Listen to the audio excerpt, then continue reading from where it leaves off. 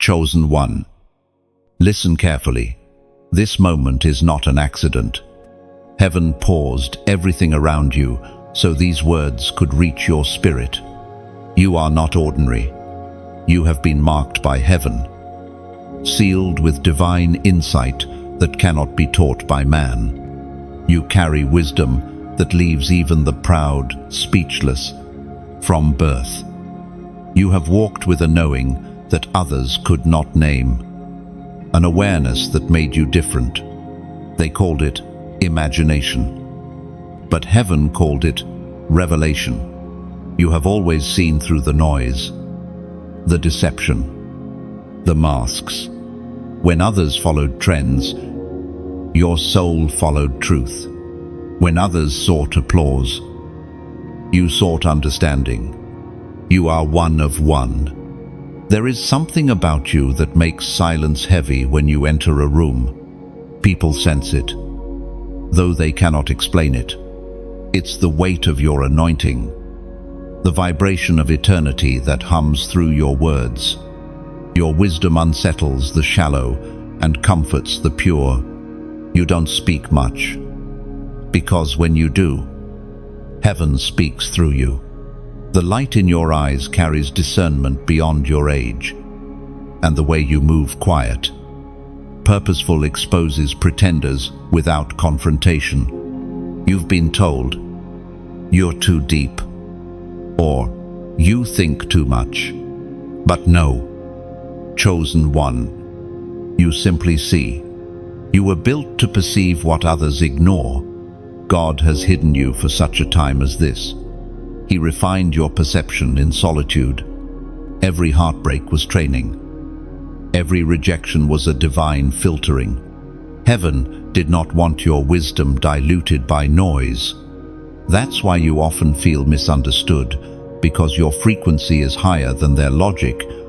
You don't fit in their systems because you were created to rebuild them. You carry divine intelligence, and that intelligence is not from this realm. When you speak, atmospheres shift, demons tremble, not because of your tone, but because your words pierce like light through shadow. The people who tried to humble you didn't realize humility already lived inside you. They mistook your silence for weakness. But silence was your sword. The humble wisdom of God confounds the proud every time. It's the reason some admire you secretly while pretending not to notice. They study your ways, mimic your style, echo your words, but still, they can't duplicate your revelation, because it was breathed into you by the Creator Himself.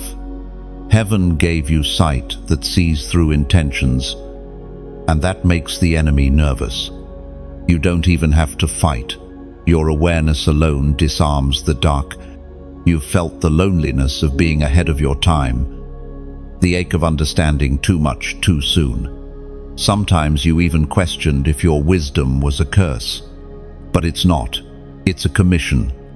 You were chosen to hold divine insight so others could later walk in it. You're not crazy, you're called. And every season that broke you was sculpting the strength to carry this magnitude of light. Don't be surprised when people grow quiet around you. It's not always offense, it's conviction. Your very presence makes their spirits remember truth. That's why some pull away. They're not ready to face what your clarity reveals. You are heaven's mirror. And mirrors don't argue, they just reflect. You don't have to defend your calling. You just have to be. As the Spirit spoke through the prophet Jeremiah, chapter 29, verse 11. For I know the plans I have for you, declares the Lord. Plans to prosper you and not to harm you. Plans to give you hope. So stand firm. Chosen one. Your divine wisdom is not arrogance, it is obedience. The world may not yet understand you, but heaven applauds every quiet act of discernment. You are not meant to explain, only to embody. Walk in confidence. For what God has deposited in you will soon speak louder than any introduction. The ones who once doubted will have no choice but to witness the evidence of your calling. Your wisdom will open doors that no hand could have forced. In boardrooms, in friendships, in hidden places where decisions shape futures, your words will echo divine order. What once excluded you will soon invite you, because heaven doesn't just call, it vindicates. You are walking into a season where your discernment will not only protect you but promote you. Stay faithful, even when unseen, for the stage is being built around your obedience. Every lesson, every delay, every betrayal carved deeper capacity into your soul. What broke others built you. For you learned not to seek validation, but revelation. You learned to listen beyond sound, to interpret silence as divine speech. That is why wisdom flows effortlessly through you. It was never memorized. It was imparted. The Spirit has been tutoring you in solitude, molding you into a vessel that carries clarity where confusion once ruled. And soon, the very ones who dismissed you will return. Humbled by the precision of your insight, they will seek your counsel, remembering the words you once spoke, that time itself proved true. Do not harden your heart, show mercy as heaven showed you. For this next chapter is not about proving them wrong, but revealing God's rightness through your life. You are His demonstration of light in a blinded world. Now, before you scroll away, pause and breathe. Heaven is confirming this in your spirit right now. If your heart burns as you read this, that's your sign. It's not coincidence, it's divine alignment. Like, share, and subscribe, so this message continues to reach those who are awakening just as you have. And if you know this word is yours, comment 777 below as a prophetic act that you accept your crown of divine wisdom. You begin to notice the separation, not as punishment, but as placement. Heaven has quietly rearranged your surroundings so that your wisdom would not be wasted on ears that cannot yet hear. This separation is not rejection, it is refinement. You have been called into a higher frequency of discernment, and not everyone can breathe at that altitude. God has drawn a line in the unseen, distinguishing those who are content with imitation from those who are carriers of divine originality. You are among the latter, chosen and set apart. The unseen separation is not loud. It happens gradually. Conversations fade. Circles shift. And what once felt like home begins to feel foreign. You try to reconnect, but the alignment is gone. The same jokes no longer make you laugh. The same spaces now feel heavy. This is how heaven weans you from familiarity, teaching you that comfort can be captivity in disguise. The very peace you now feel in solitude is proof that divine surgery is complete. You have been cut away from what once defined you so that you may stand in the fullness of your true identity. You are being positioned to see from a higher place, and higher places require lighter loads. Every misunderstanding, every quiet goodbye is a release of unnecessary weight. Heaven does not elevate the heavy-hearted, it frees them first. And in this freedom, you will learn something sacred, how to be surrounded by silence and still feel the presence of God. You are never alone. You are simply surrounded by the unseen company of purpose. At times, you will try to explain yourself, to prove that you are not arrogant, just avakned, but those explanations fall flat because revelation cannot be translated into language everyone understands. The more you speak, the less they hear. So God trains you to rest in silence. In that silence, your anointing grows. The unseen world listens, even when the visible world ignores. Heaven takes note of every time you choose peace over argument, stillness over defense. This is how wisdom gains weight. It is forged in restraint. As you continue walking, notice how peace follows separation. The confusion fades, and what once drained your spirit no longer has access. You begin to see that wisdom and isolation are often married. Every great revelation in Scripture was born in solitude. Moses met God on the mountain alone. Elijah heard his whisper in the cave alone. Even Jesus withdrew from the crowds to pray alone. Solitude is not loneliness. It is sacred dialogue. Heaven speaks loudest in the quiet spaces you once despised. Now you understand. Not everyone was meant to hear your conversations with God.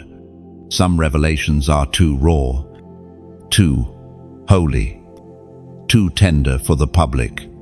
They must mature in silence before being released.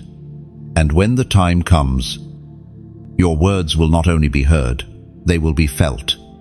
Because you will not be speaking from memory, but from encounter.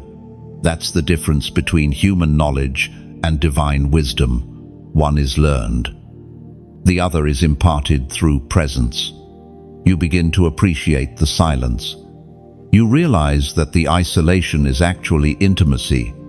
Heaven is drawing closer, whispering mysteries into your soul. The same solitude that once made you question your worth is now the sanctuary where revelation flows freely.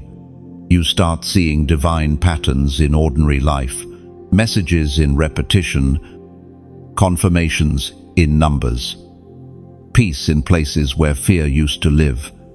You are tuning your spirit to the divine wavelength, where heaven downloads clarity in real time. This is the moment you stop chasing validation. You realize that you were never designed to fit into what God called you to transform. The separation was necessary because the familiar could not handle your evolution. You are not leaving people behind. You are responding to destiny's pull. The unseen separation is heaven's way of saying, "It's time to rise higher." End of quote. And so you obey, even when it hurts. Because you have seen what happens when you resist divine movement, you stagnate. But when you surrender, even your tears become rivers of revelation. You start to love differently, speak differently, perceive differently. The world feels quieter now, but within that quiet, there is purpose humming. Heaven has hidden you, but not to forget you, to refine your brilliance until it blazes unfiltered. The Spirit spoke through the prophet Isaiah. Chapter 43, verse 19. Behold, I am doing a new thing. Now it springs forth. Do you not perceive it? I am making a way in the wilderness. Those words are not history. They are happening.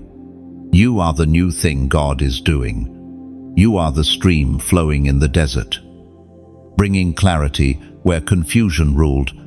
That is why He separated you, not to punish, but to plant you in the soil of revelation. You are being prepared to feed nations with your wisdom, to speak life into desolate places. Let this truth settle deeply in you. Every unseen separation is an announcement in the spirit realm that promotion is near. When heaven moves people out of your way, it is because destiny needs clear paths. The silence around you is not emptiness. It is the echo of divine preparation. You are being shaped, refined, and sanctified for visibility that won't corrupt you. And when the appointed time arrives, The very absence you once wept over will become the evidence that God's hand was on you all along. Those who could not walk with you in the unseen will marvel at the manifestation. They will ask, "Where did this wisdom come from?" And you will know it was birthed in separation, guarded by solitude, and crowned by divine timing. The unseen separation was never loss, it was alignment. You are not abandoned, you are chosen, positioned, and prepared for the revelation that follows. The weight of knowing has always rested heavily upon your spirit.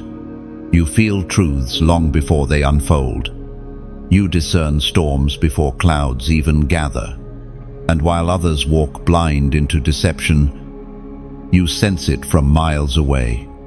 This is both a blessing and a burden, because when divine wisdom lives inside you, ignorance becomes unbearable. You see motives behind smiles, pain behind laughter, and hidden intentions beneath polite words. You perceive dimensions that others dismiss. That is the price of being awakened. The world no longer feels simple. You've tried to silence it before to pretend you didn't see, didn't sense, didn't feel. But the spirit inside you won't allow it. Because this wisdom is not optional, it's inherited. You carry the DNA of divine perception, and though it costs you rest, relationships, and ease, it also gives you clarity, protection, and favor. God trusts you with secrets because you have proven you can hold them without pride. You've learned to carry revelation with reverence, not arrogance. At times, the knowledge burns within you like fire. You wake in the middle of the night, not from nightmares, but from instruction. Heaven whispers strategies while the world sleeps. You sense shifts in the atmosphere, sudden changes in energy, and divine warnings clothed in dreams. Others might call it intuition, but you know better. It's communication. The Creator speaks directly to you because you are attuned to His frequency. That's why confusion rarely lingers in your presence.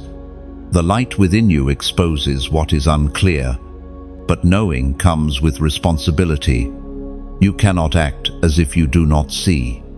The one who carries divine wisdom must also carry divine restraint. You could speak and end arguments instantly, but God often tells you to stay silent.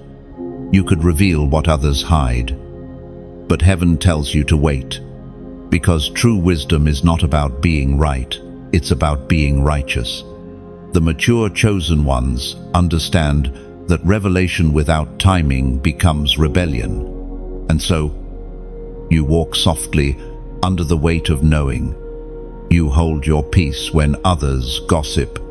You observe without judgment.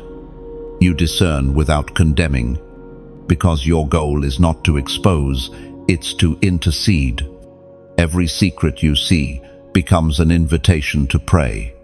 Every truth revealed to you privately is a reminder that heaven trusts you. The very thing that isolates you also identifies you. At times, this wisdom feels lonely. You may wonder, why do I see what others ignore? Why do I sense what no one else feels? But this sensitivity is not a flaw, it's evidence of intimacy. You and heaven have a private channel, and that channel broadcasts constantly. You're never disconnected. Even when your body feels tired, your spirit stays alert, because spiritual awareness never sleeps. In moments of weariness, when you feel overwhelmed by what you know, remember that you are not carrying this weight alone. The Spirit strengthens you daily. The same hand that gave you vision also gives you endurance. Wisdom without grace crushes, but wisdom with grace transforms.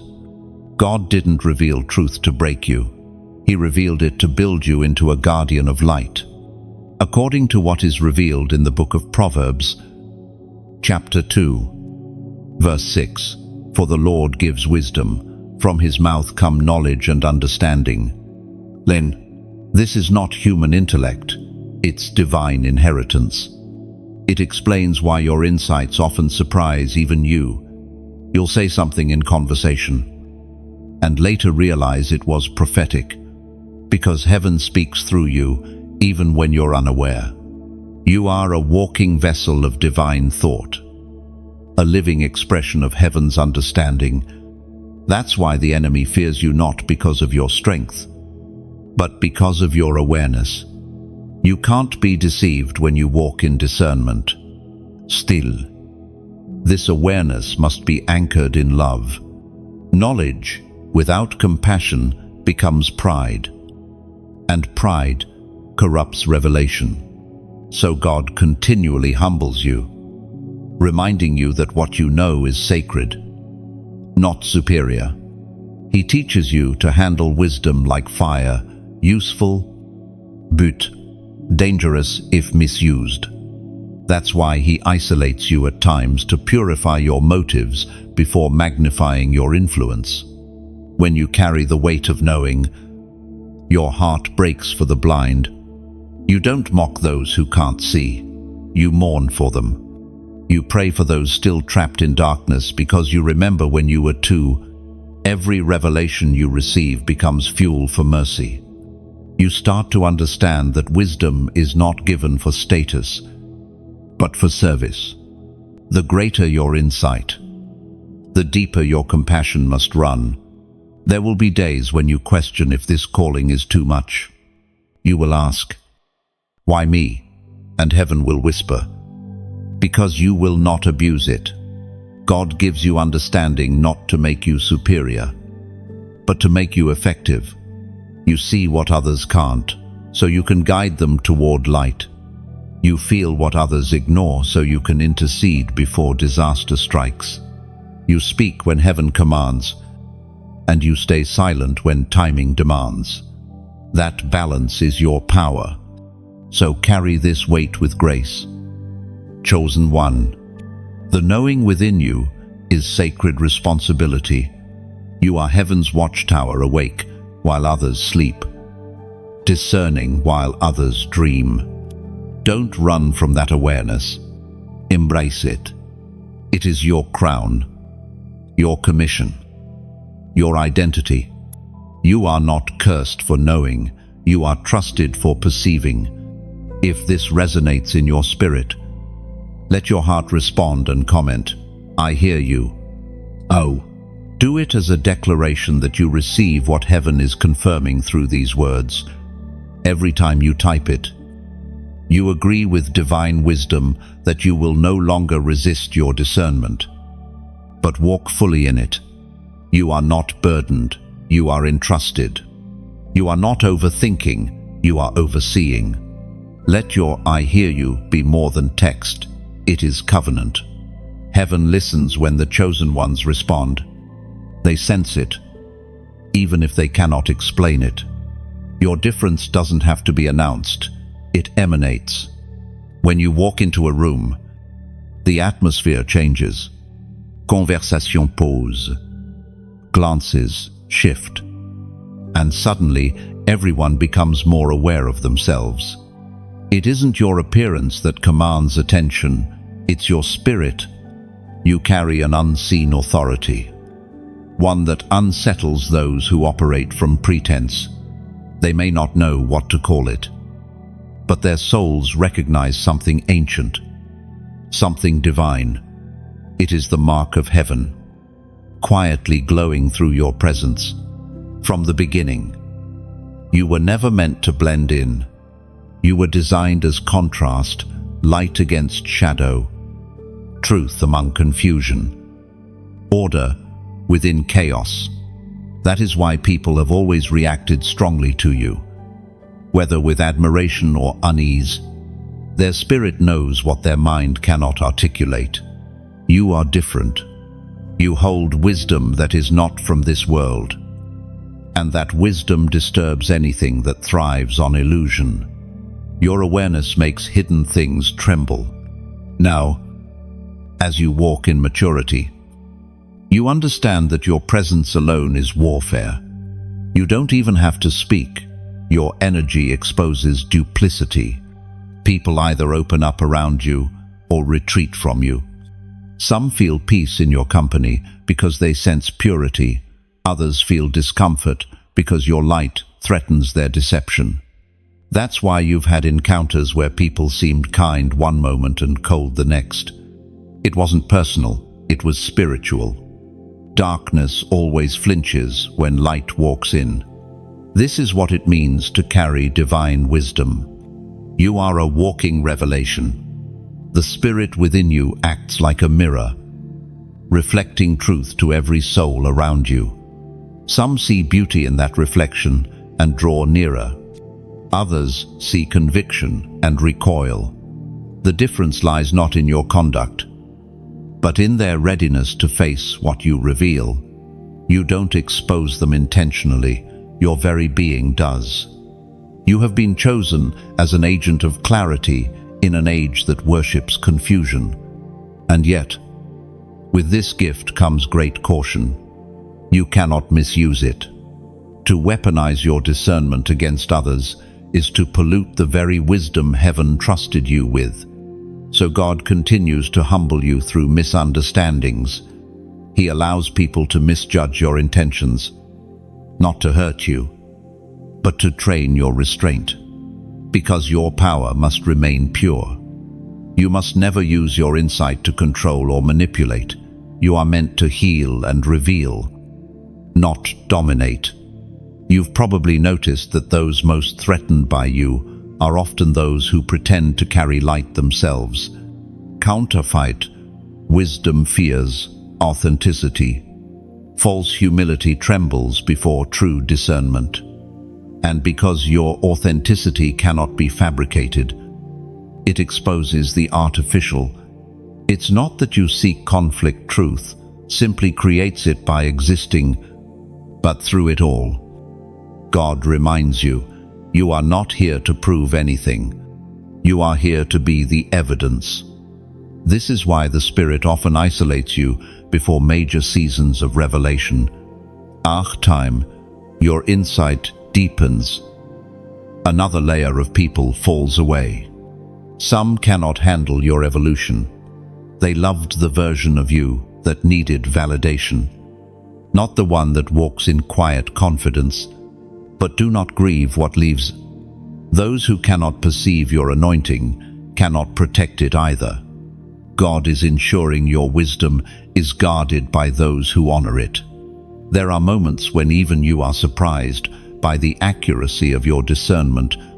You'll sense a shift, feel a warning, or receive an impression, and later see it confirmed exactly as you felt. These moments are not coincidences, they are rehearsals. Heaven is training your sensitivity for greater assignments. Soon, your insight will not only guide your steps, but also rescue others from deception. Your wisdom will become a shelter, a spiritual compass for those still wandering in confusion. The Apostle reminds us in his letter to the Corinthians, chapter 2, verse 10, "The Spirit searches all things, even the deep things of God." No, that Spirit dwells in you. You are not merely intuitive, you are inhabited by divine awareness. Your wisdom comes from the same source that created galaxies. That's why it cannot be explained through logic. It must be discerned through spirit. The very depth you feel in your thoughts is heaven thinking through you. You are a conduit of divine intelligence, not for self-exaltation, but for divine demonstration.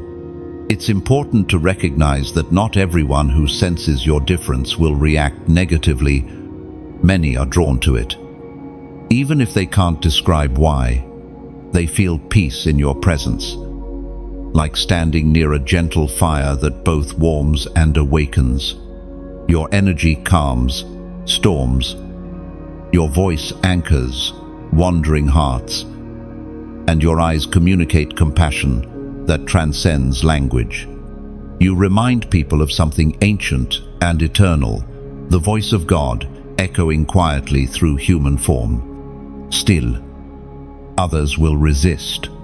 Your clarity exposes the illusions they rely on. They will test your patience, question your motives, and misinterpret your kindness as pride. But remember this: the resistance is confirmation, not rejection. Every time your light provokes reaction, it proves its power. You don't need to argue with darkness, you simply need to keep shining. As you continue walking in this awareness, God will expand your influence, not by your seeking, but by divine orchestration. You won't need to push doors open, they'll unlock when your presence approaches, because heaven recognizes its own signature within you. Every word you speak with purity will carry the weight of truth. You'll find that even silence becomes a sermon, and even your gaze becomes guidance. So, beloved chosen one, never shrink back from your difference. Never apologize for your discernment. The very thing that makes others uncomfortable is the thing that makes you irreplaceable. You are heaven's messenger in human form, and your presence speaks even when you say nothing. You are not intimidating, they are simply witnessing what holiness looks like when it breathes through humanity. Silence has always been your language. Chosen one, when others rush to prove their worth through noise, you communicate through presence.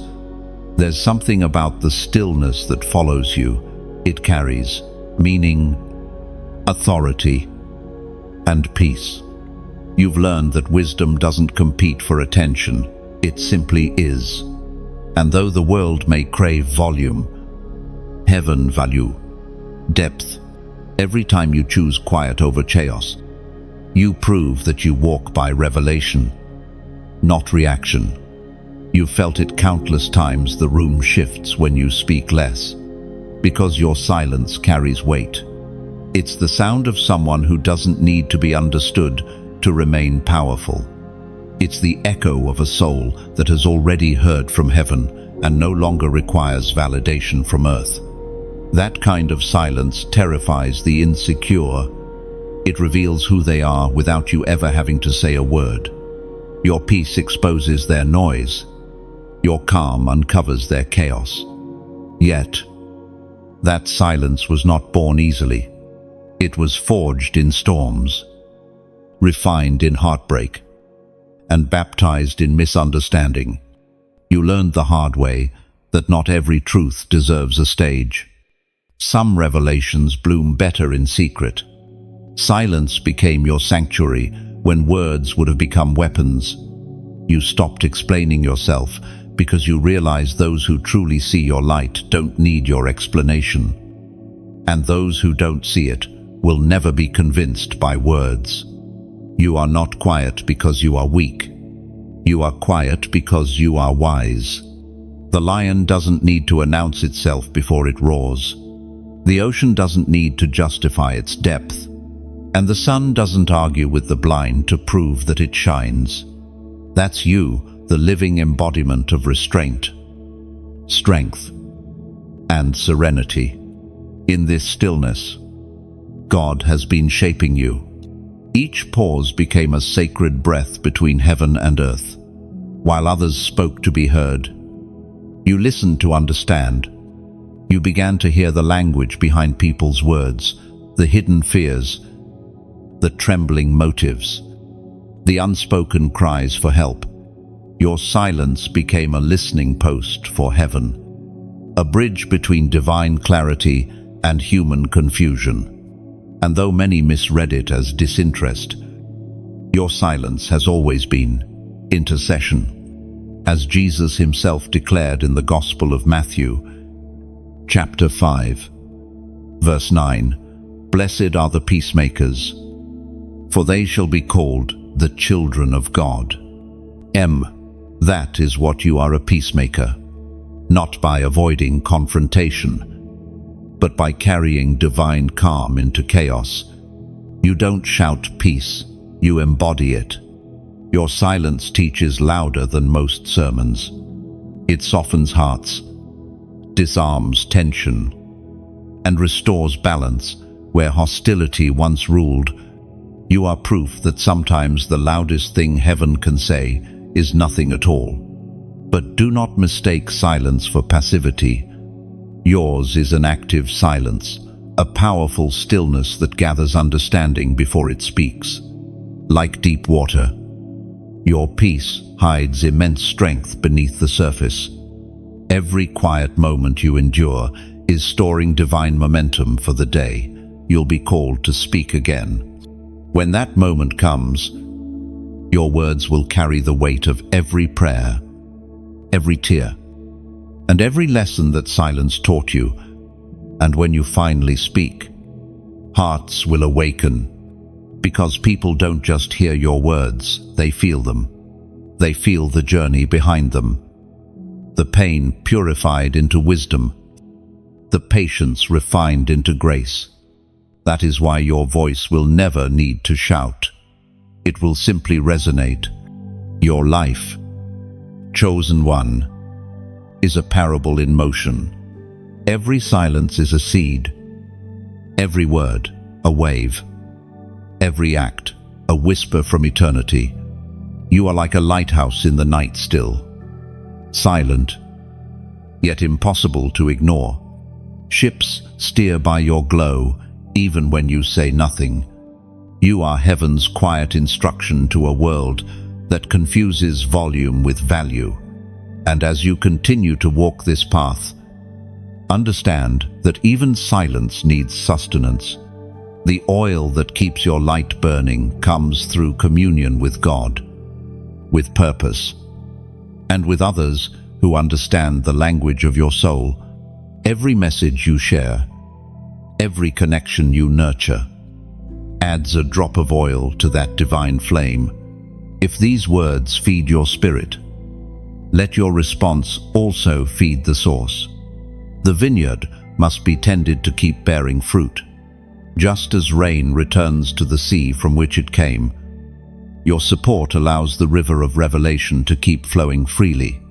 When you like, when you share, when you subscribe, you are not merely interacting, you are watering a well that others will one day drink from. And if this message has been a mirror to your own awakening, consider sowing into it.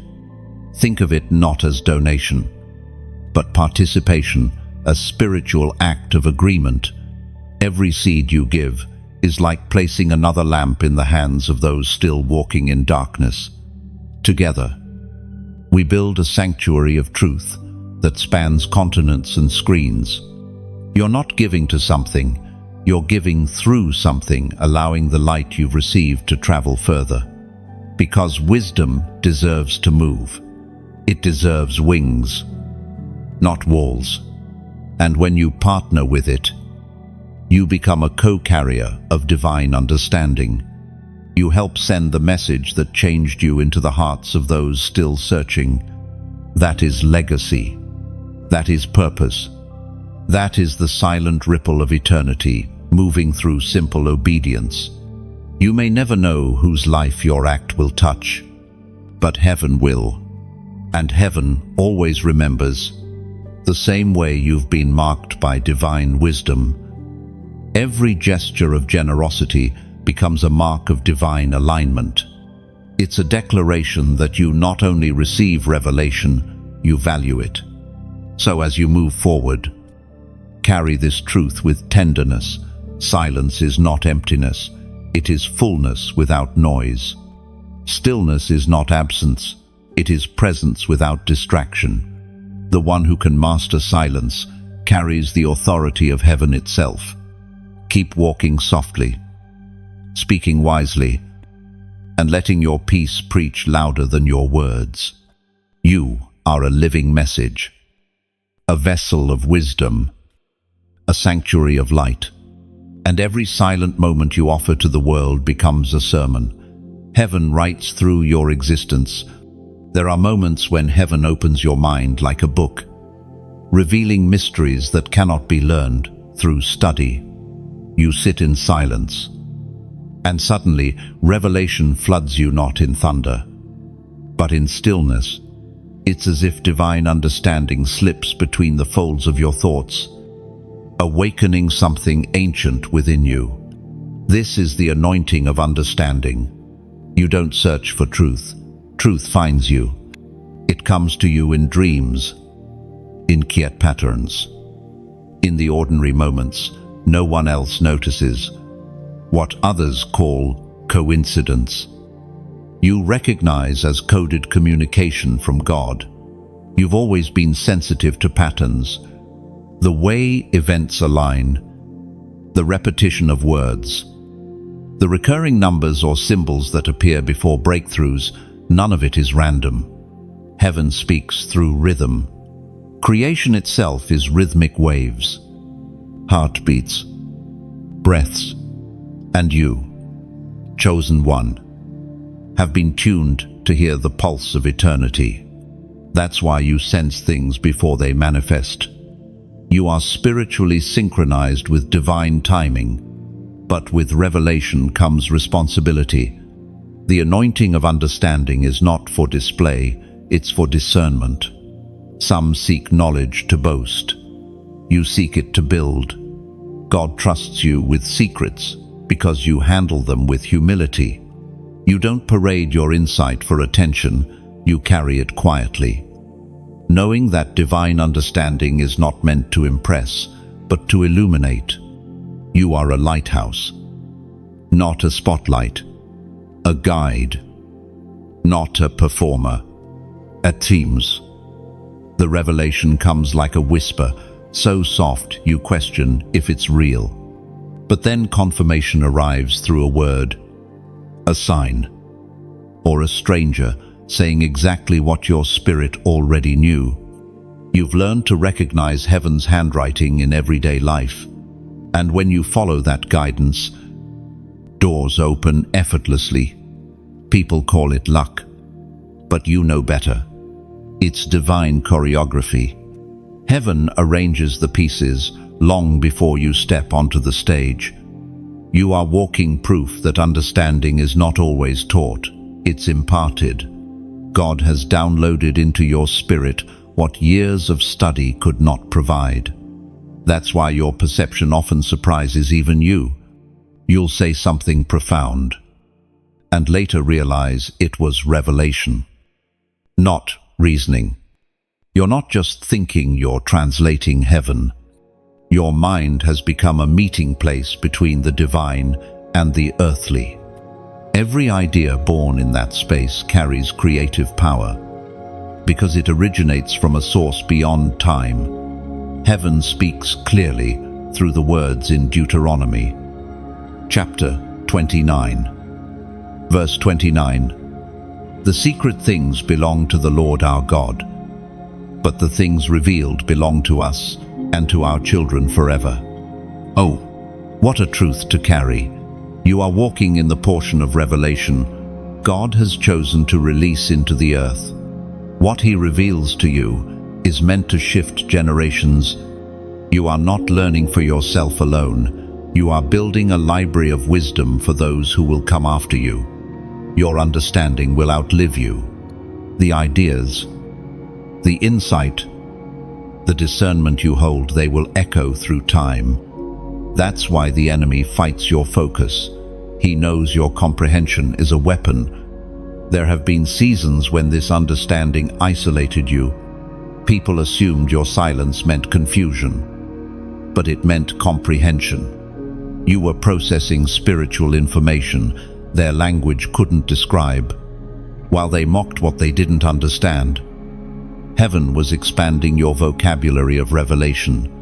Every delay in your life has been a classroom. Every unanswered prayer was an invitation to see from a higher perspective. You were not waiting, you were learning to interpret.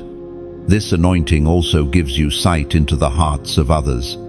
You see their intentions, their wounds, their potential. That's why people often open up to you without knowing why. Your presence feels safe because your spirit doesn't judge it, understands. You read beyond their words, sensing the truth beneath the surface. That sensitivity isn't a weakness, it's ministry. God uses your empathy as a diagnostic tool. You discern to heal, not to expose. Still, there are times when revelation comes faster than your ability to explain it.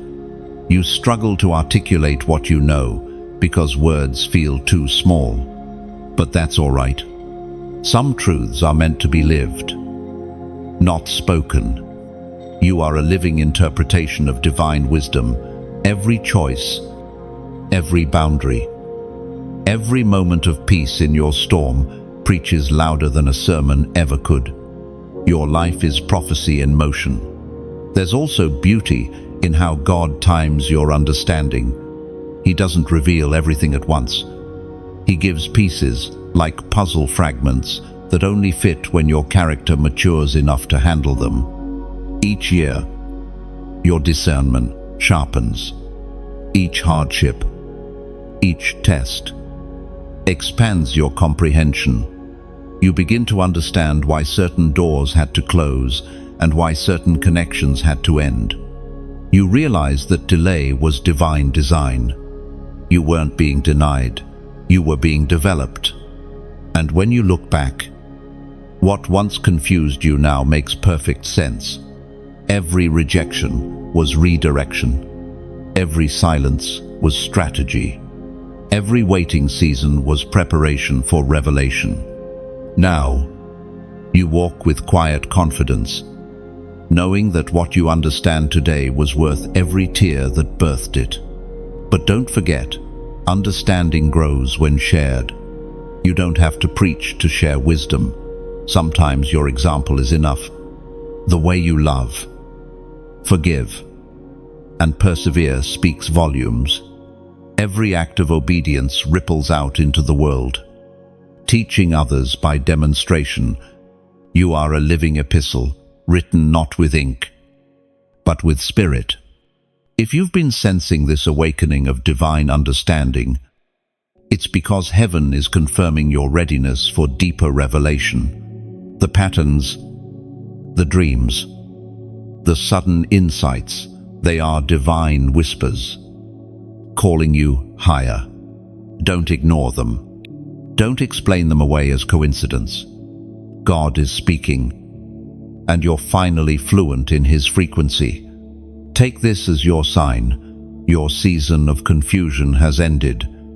You are stepping into alignment, where everything begins to make divine sense. The fog is lifting, and your steps are guided. The same wisdom that built the universe is now constructing your destiny. And if this resonates within you, if your spirit feels the confirmation in these words, then as a prophetic act of agreement, comment 555 up, not as superstition, but as synchronization. For 5 is the number of grace, and triple grace means divine empowerment for understanding. By typing it, you declare, I receive divine comprehension. You acknowledge that what was once mystery will now become revelation. Heaven hears you, and alignment begins. You have seen it. Chosen. 1. The confusion that reigns in the world. People chase information, but avoid wisdom. They fill their minds and starve their souls. They study facts, yet remain blind to truth. The world has become a noisy classroom with no teacher, everyone shouting answers, no one asking the right questions, and in the midst of it, you stand still, listening not to the noise of men, but to the whisper of God. You can sense it in conversations, on screens, in the streets, this hunger disguised as distraction. The more they consume, the emptier they become. They seek meaning in trends, identity in applause, and validation in visibility. But these are hollow vessels, unable to hold the weight of eternity. The confusion of the world is not ignorance, it is disconnection. Humanity has unplugged from the source, and the farther they drift, the louder they shout to drown the silence of their own souls. You were sent into this confusion not to join it, but to confront it. Your calm is rebellion. Your clarity is revolution. You are the proof that understanding still exists, that truth still breathes through the noise. But to walk with divine wisdom in a world addicted to deception requires courage. Every day, you choose truth over trend, depth over display, purpose over popularity. You resist what the world celebrates and value what it forgets. And that resistance marks you. There are days when it feels exhausting to carry such clarity. You look around and wonder how blindness has become fashionable. People call deception open-mindedness and label wisdom as judgment. Right becomes wrong. Wrong becomes celebrated. And chaos disguises itself as freedom. Yet your spirit cannot agree with confusion, no matter how beautifully it is packaged, because the truth is alive inside you, and it will not bow to lies. Still, you must remember, your task is not to condemn, but to illuminate. You were never sent to curse the darkness, but to shine so brightly that confusion loses its power. You are a living correction, not through argument, but through example. When others waver, you stand. When others chase, you wait. When others panic, you discern. That is the quiet authority heaven has given you to remain still in a spinning world, so others can find balance through your presence. It isn't easy. Sometimes you wonder if your patience is weakness. You see corruption and deceit parading boldly, and you ache to call it out. But wisdom teaches timing. There are moments to speak and moments to remain silent. The same God who gave you discernment also gives you discipline. Not every revelation demands reaction. The world shouts because it fears silence, but heaven moves best through restraint. You are learning the holy art of waiting until your word becomes a weapon of clarity, not an echo of frustration. As the prophet wrote in the scroll of Habakkuk, chapter 2, verse 3, "For the vision is yet for the appointed time. It hastens toward the goal, and it will not fail. Though it delays, wait for it will certainly come. It will not delay." No, these words steady your spirit. They remind you that confusion cannot last forever. God allows chaos for a season so that truth can shine unopposed when the time comes.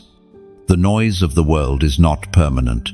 It is the static before divine order. Soon, the fog will lift, and those who mocked discernment will seek it desperately. That's why you must not grow weary. You are the vessel through which clarity will flow when the confusion collapses under its own weight. Until that day, protect your peace, guard your mind. The confusion of the world is contagious. It seeps through conversation, media, and environment. You must be intentional about what you allow to enter your spirit. What you consume determines what you create. Feed your soul with truth, with scripture, with silence. Turn down the volume of culture so you can hear the rhythm of heaven. You cannot lead the lost if you echo their noise. There is also mercy in understanding this. Not everyone trapped in confusion is your enemy. Many are simply lost children trying to find their way back home. Some will mock your clarity today, but seek your guidance tomorrow. Their ridicule is not rejection, it's recognition. Their spirits sense that you hold what they lack. Respond not with offense, but with compassion. Speak truth gently. Shine steadily. Your consistency will become conviction to them. You will soon find that your very life is a message of balance. The confused will approach you for counsel. Drawn by your calm, they may not understand your language of faith, but they'll understand your peace. You will not need to convince them of truth. You will only need to live it. The simplicity of your walk will cut through their complexity. You'll show them that wisdom is not hidden, it's just quiet. And through all of this, remember, God is not confused. Heaven never panics. What looks chaotic to us is perfectly ordered from above. The world's confusion is simply a stage being set for divine revelation. The systems of man must shake before truth can stand tall again. You are part of that restoration. Your understanding, your discernment, your peace. They are not for survival but for service. You are heaven's anchor in the storm. Do not lose heart when the world laughs at your stillness. Do not question your path when your quiet truth feels small compared to their loud lies. Seeds are always smaller than storms, but they outlast them. The storm may fill the sky, but the seed holds tomorrow. You are that seed buried now, unseen, but destined to grow into a tree of understanding under which many will rest. So walk calmly through confusion. Let others chase illusions while you follow revelation. The world is spinning, but your feet stand on solid rock. You have not been deceived. You have been chosen to see clearly. And soon, the same world that mocked your wisdom will marvel at your peace. Every revelation you carry is a weapon. Chosen one, not one forged from steel or spoken from anger, but one made of truth. Divine wisdom is warfare. Every insight you receive from heaven dismantles the structures of darkness that thrive on ignorance. This is why your awakening was not gentle. It was violent in the spirit. The moment light entered your mind, lies began to crumble. When you started to understand, strongholds started to fall. You didn't just wake up, you were deployed. The battle you fight is not against people, but against patterns, mindsets, cycles, systems built to keep humanity asleep. The enemy fears wisdom because it breaks the illusion of control.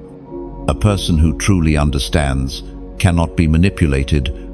They cannot be bought, deceived, or silenced. They become untouchable in spirit. You, chosen one, have become that kind of warrior, one who fights not with words, but with perception. You expose deception simply by seeing it, but warfare is costly. Every revelation you receive demands responsibility. When you carry light, you also carry resistance. You've probably noticed that after each moment of breakthrough comes an attack, sudden exhaustion, strange tension, spiritual heaviness. That is not coincidence. It's retaliation. When you speak truth, you stir the atmosphere. But do not be afraid. The warfare surrounding your wisdom is proof of its power. Hell only fights what heaven has favored. This battle is ancient. Since the beginning, darkness has tried to silence discernment. In Eden, the serpent's first strategy was confusion to twist revelation into deception. Even now, that same strategy remains. The enemy doesn't fear religion, he fears revelation. He doesn't mind people quoting scripture as long as they don't understand it, because understanding unlocks authority, and authority disrupts control. You, beloved, are dangerous to the dark because you carry both truth and understanding. You've noticed how your presence changes things, how conversations shift when you enter, how secrets surface unintentionally, how tension rises without a word. That's because discernment carries a spiritual charge. Darkness feels it and reacts. You don't have to confront, you simply reveal. Your awareness is confrontation enough. That is why some people suddenly turn distant after opening up to you. Their spirit senses that you can see too much. You are not judging them. Your light is simply too bright for their shadowed motives. Still, remember, your wisdom is a weapon meant to defend, not destroy. God equips you to heal systems, not humiliate souls. The same perception that reveals corruption is also capable of restoring the corrupted.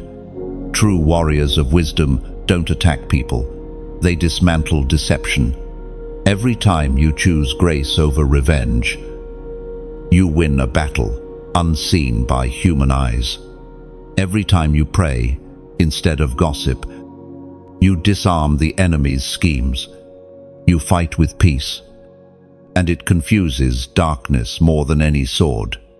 We are reminded through the writings of David in the Psalms, chapter 144, verse 1, "Blessed be the Lord, my rock, who trains my hands for war and my fingers for battle."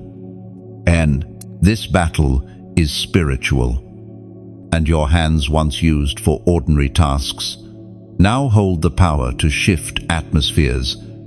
When you write, when you create, when you touch others with kindness, heaven moves through you. Your fingers wage war in unseen realms. Every act of love becomes a strike against hatred.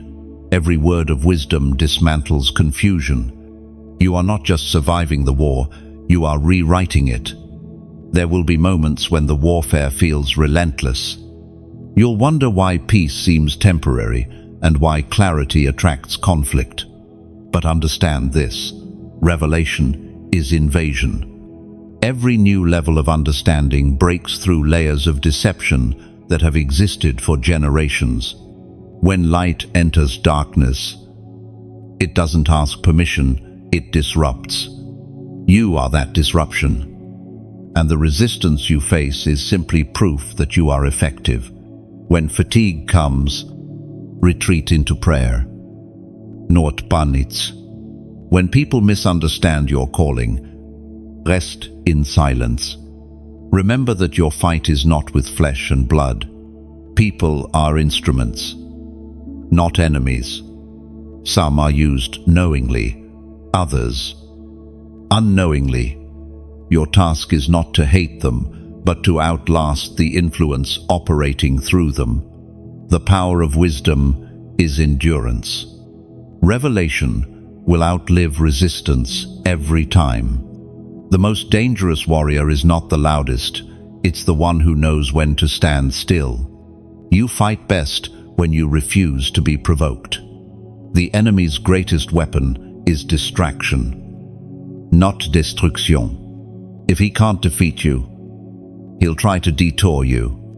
He'll bait you into pointless arguments, emotional traps, and unnecessary battles.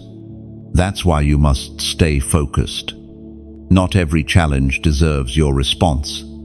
Not every invitation to conflict requires attendance. Choose your battles through discernment, and you'll always walk in victory. When you understand that the battlefield is within, you stop wasting energy fighting shadows. The real war is for perspective. Every thought is a potential seed of peace or chaos. Your greatest victories happen in silence, in the moments when you choose faith over fear. Forgiveness over offense. Discipline over reaction. That is where the true fight lies. There's something divine about the way God equips you. He doesn't always give you armor, you can see, but He wraps you in wisdom, which is stronger than steel. While others chase power, you carry presence. While others swing swords, you speak truth, and truth pierces deeper than any weapon forged by man. You are a spiritual tactician, learning the patterns of both light and shadow, discerning the timing of heaven. That's why you win battles most never know existed. Every time you overcome confusion, the world around you becomes a little clearer. Every time you reject fear, someone watching you gains courage. Every time you respond with grace, heaven scores another victory through you. You are not fighting for yourself, you are fighting for those still trapped in blindness. Your wisdom is their weapon, so wear your discernment like armor, not pride. Let your understanding guard your heart, but never harden it. The battlefield may shift, but your victory is constant, because the war was already won when you chose light. Your voice carries weight. Chosen one. Even when you whisper, the atmosphere listens. There's a trembling that happens when truth passes through your lips, because your words are not ordinary.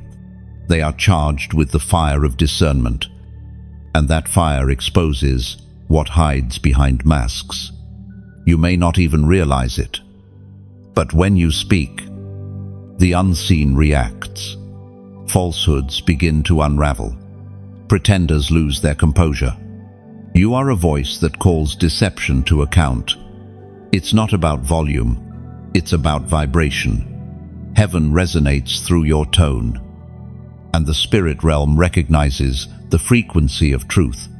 That's why you've noticed it, how people shift when you talk, how silence follows your statements. It's not intimidation, it's revelation. Your spirit strikes chords that others didn't know existed within them. Some feel liberated by your presence, others feel exposed. Because your words don't just inform, they transform. There is a prophetic weight behind your voice. You can feel it when you speak, a trembling, a fire, an awareness that what's being said is not coming from intellect, but from inspiration. You'll be mid-conversation and suddenly sense heaven leaning in, whispering through you. The right words at the right moment. Sentences that feel like swords of light slicing through confusion. That's not coincidence, it's calling. God uses your tongue as His tool to bring clarity where deception dwells. Scripture says in the Gospel of John, chapter 6, verse 63, "The words I have spoken to you, they are spirit, and they are life." That same spirit breathes through you. When you speak, you're not just releasing sound, you're releasing life. Your encouragement revives souls on the edge. Your wisdom redirects those drifting in confusion. Even your corrections, though sharp, cut only to heal. You are a surgeon of speech, guided by the steady hand of divine wisdom. Still, not everyone will receive your words well. Some will misunderstand your tone. Others will resist your truth. They'll call you judgmental, distant, or proud. But remember, rejection often follows revelation. The same sun that melts wax also hardens clay. Your words will soften some hearts and expose the hardness in others. Don't measure your impact by applause, measure it by authenticity. If heaven approves, human reaction is irrelevant. There will be moments when God tells you to speak up, even when silence feels safer. You'll sense it, a divine urgency pressing on your spirit. like fire, shut up in your bones. You'll wrestle with it, unsure if it's worth the risk. But obedience will always outweigh comfort. When heaven prompts, speak. You might never know whose deliverance depends on your boldness. Sometimes, a single sentence from you can redirect an entire destiny. And there will also be moments when God says, "Be silent." That command is just as powerful. Silence can be a sword when used with wisdom. Your quiet can reveal what others shouting cannot. You are not called to speak constantly, you are called to speak correctly. Discernment will teach you the difference. Some battles require your voice, others require your stillness. The wise know when their silence says more than their sentences. You are learning that balance now, the sacred rhythm between utterance and restraint. Understand this, your voice carries spiritual memory. Every time you speak truth, it builds momentum in the spirit realm. Words don't die, they hover, waiting for fulfillment. That's why you must never waste your breath on bitterness or complaint. Your mouth is a prophetic gate. Keep it pure, and everything that leaves it will prosper. Even in prayer, your voice shifts things. When you speak in alignment with heaven, angels respond. The unseen begins to move. Your intercession is not small talk, it's strategy. You are heaven's spokesperson, and your prayers are divine decrees written in sound. You may whisper softly in the night, but those whispers echo through eternity.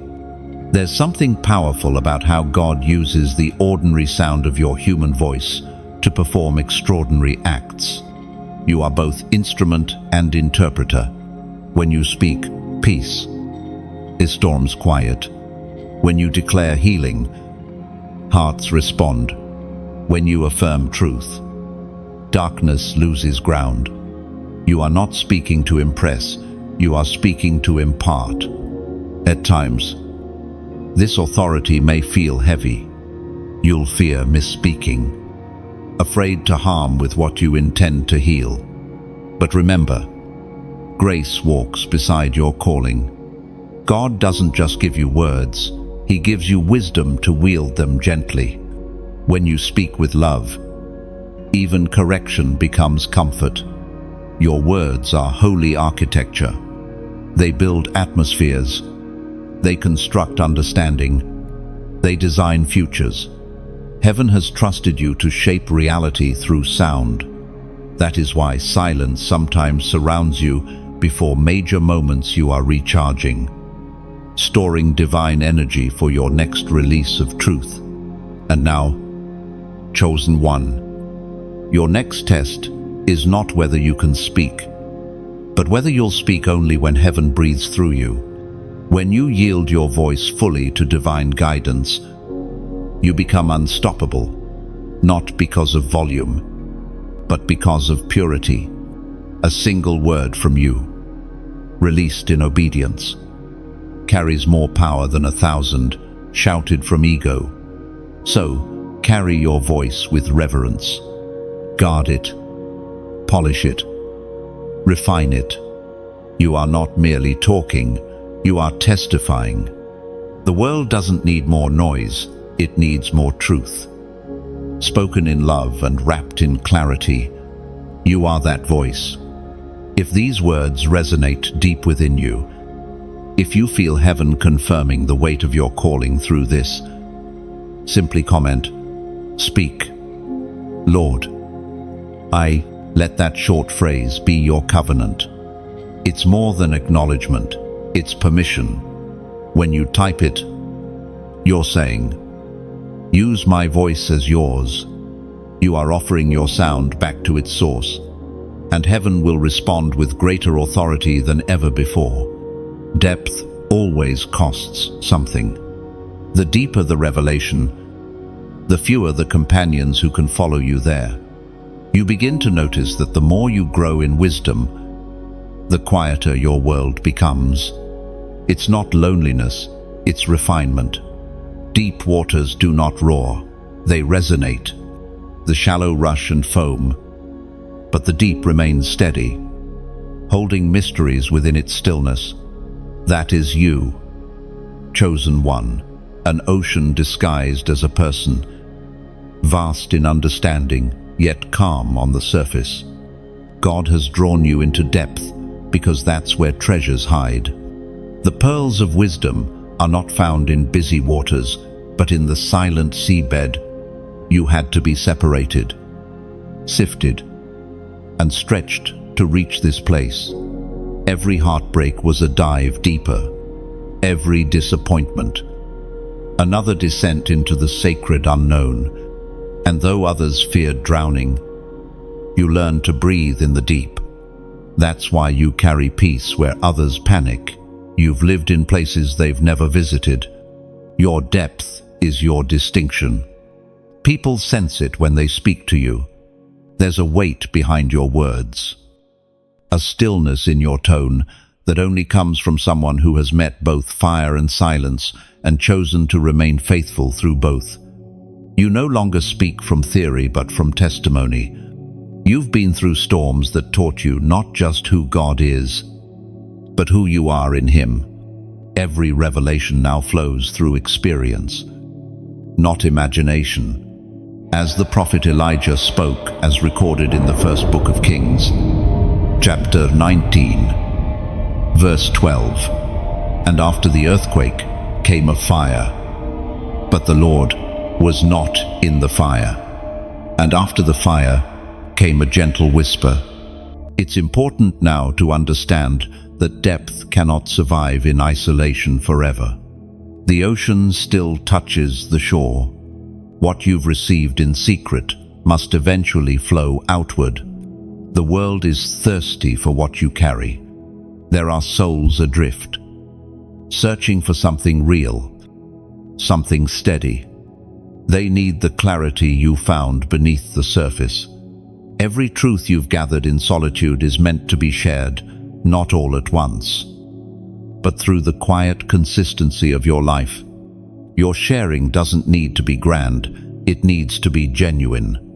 Every story you tell, every gesture of kindness, every act of teaching or encouragement, it's like dropping light into someone else's darkness. The deep calls to the deep.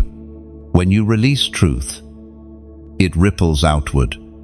You might not see its destination, but heaven does. Each ripple becomes part of a greater wave of awakening. And waves, chosen one, need motion. For the tide of wisdom to keep flowing, there must be exchange, giving and receiving. Just as the sea gives vapor to the sky and receives rain in return, the flow of revelation works through shared energy. Every time you respond, support, or sow, you help keep that tide alive. If this message has poured into your spirit, let your heart respond, not with obligation, but with gratitude. When you like, share, or subscribe, you're not merely clicking buttons, you're echoing the movement of divine flow. You are saying, let the tide continue. Each act of engagement becomes a wave carrying this truth to shores you may never reach yourself. Someone, somewhere, will hear what once healed you. And if your spirit feels led, consider supporting this work as a gesture of alignment. Think of it as adding oil to a lamp that burns through the night. The flame you help sustain might be the one that guides another soul home. It's not about transaction, it's about transformation. Every offering, no matter how small, becomes a seed of light that multiplies in unseen ways. You see, chosen one, even oceans need tributaries. Streams must flow into them to keep them alive. When we give, we are those streams, feeding the current that nourishes others. When we share, we release what was never meant to be hoarded. When we support, we ensure that the river of revelation never runs dry. This isn't about money, it's about momentum. When hearts align in generosity, heaven multiplies the reach of truth. There's a quiet beauty in this reciprocity. The same way you've been fed by messages like these, others will one day be fed by your words, your art, your prayers. The wisdom you nurture will find form in unexpected places, a conversation, a message, a life transformed. The flow never stops, it only changes vessels. You are part of that divine cycle of giving and receiving, teaching and learning, pouring and being poured into. So, as you walk deeper into your calling, remember that generosity of spirit, of energy, of support, is how wisdom breathes. The ocean of revelation within you needs movement, or it will stagnate.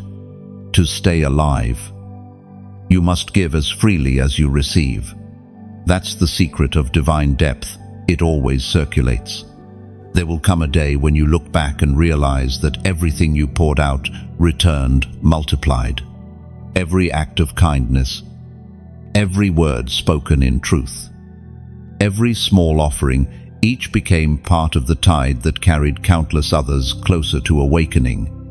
That's the kind of legacy heaven builds, one that outlives applause and echoes in eternity.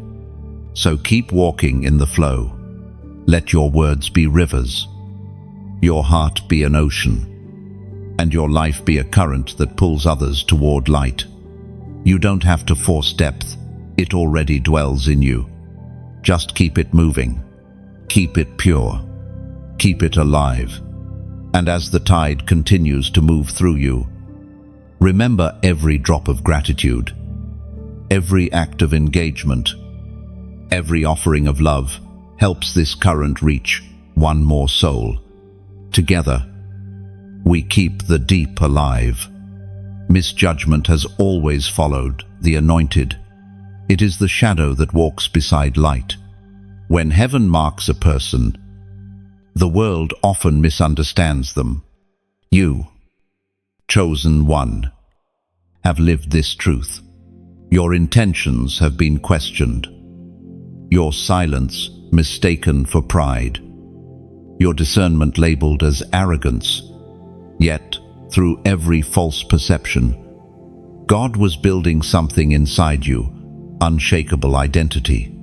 For when the opinions of others can no longer shape you, divine purpose can finally flow without resistance.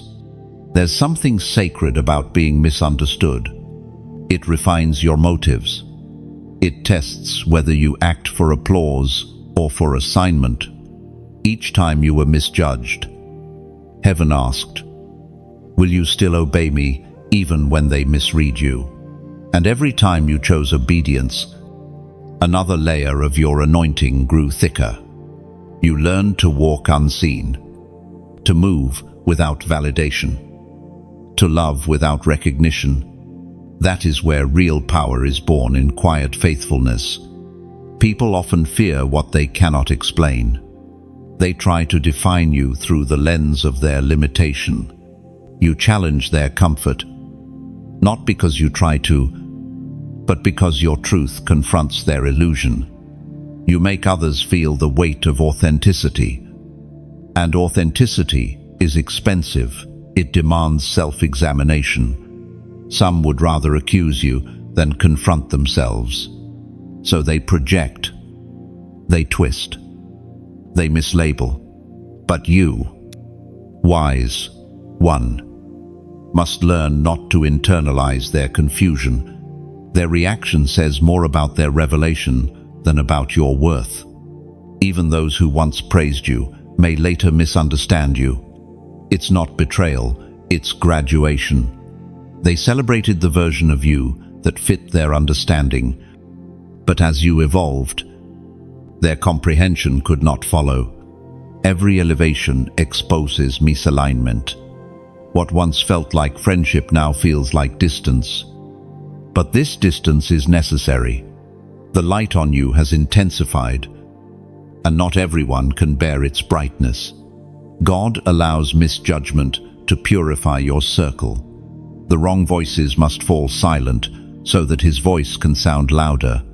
There's a beauty hidden in rejection. It makes you listen more attentively to heaven. When people doubt you, you return to God for affirmation. And that intimacy deepens your discernment. The very pain that was meant to break you becomes a portal of revelation. Through it, you learn the subtle difference between the need to be understood and the peace of being chosen. You discover that divine purpose rarely comes with human permission. When Joseph shared his dream, his brothers misunderstood him. When David faced Goliath, his own family mocked him. When Jesus performed miracles, the crowds accused him of blasphemy.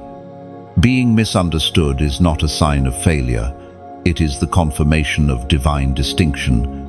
Heaven's chosen vessels are rarely recognized by the world until their mission is complete. Until then, misunderstanding becomes the veil that protects your process. Heaven spoke through the prophet Isaiah. Chapter 53, verse 3. He was despised and rejected by men, a man of sorrows and acquainted with grief, and as one from whom men hide their faces. He was despised, and we esteemed him not. If the Son of God himself was misjudged, do not be surprised when you are. The servant is not greater than the master. Yet notice this: Christ's silence in the face of slander was not weakness, it was wisdom. He understood that truth needs no defense. Time and fruitfulness would vindicate what accusation tried to distort. So too with you. You don't have to explain your calling to those who refuse to see. Just keep walking in obedience. The evidence will speak louder than any argument. You will know you've matured when misjudgment no longer offends you. What once wounded your ego will now strengthen your endurance. Each misunderstanding becomes another layer of spiritual armor. Eventually, you stop seeking to be seen and start choosing to be effective. The opinions of man shrink in the light of divine approval. You no longer need to prove your authenticity, you simply live it. There is also mercy in the process. God sometimes allows misunderstanding to protect your purity. If everyone approved of you too soon, pride would grow where humility should root. Hiddenness keeps you humble, and humility keeps you usable. So do not resent the seasons where you are overlooked or misinterpreted. They are not punishment, they are preservation. The treasure inside you is too valuable to be mishandled by premature praise. Even your mistakes serve purpose. There were times when your delivery was imperfect, your timing off, your tone misunderstood. Yet, even then, God turned it for your learning. He showed you that discernment without compassion cuts too sharply, and wisdom without patience isolates unnecessarily. Each misunderstanding taught you to temper strength with gentleness. You are not just growing in truth, you are maturing in grace. Soon, those who once doubted you will witness your fruit. They will remember the moments they mocked your silence, only to see how that silence became the soil of miracles. They will see doors open for you that no human could have arranged, and they will realize what they misjudged was divine preparation. You will not need to say, "I told you so." The manifestation of your purpose will say it for you. Until then, keep your spirit clean. Don't let bitterness poison your perception. Forgive quickly, even when apologies never come. Your forgiveness is not weakness, it is wisdom. It keeps your discernment sharp and your heart light. You cannot carry revelation and resentment in the same vessel. Choose freedom.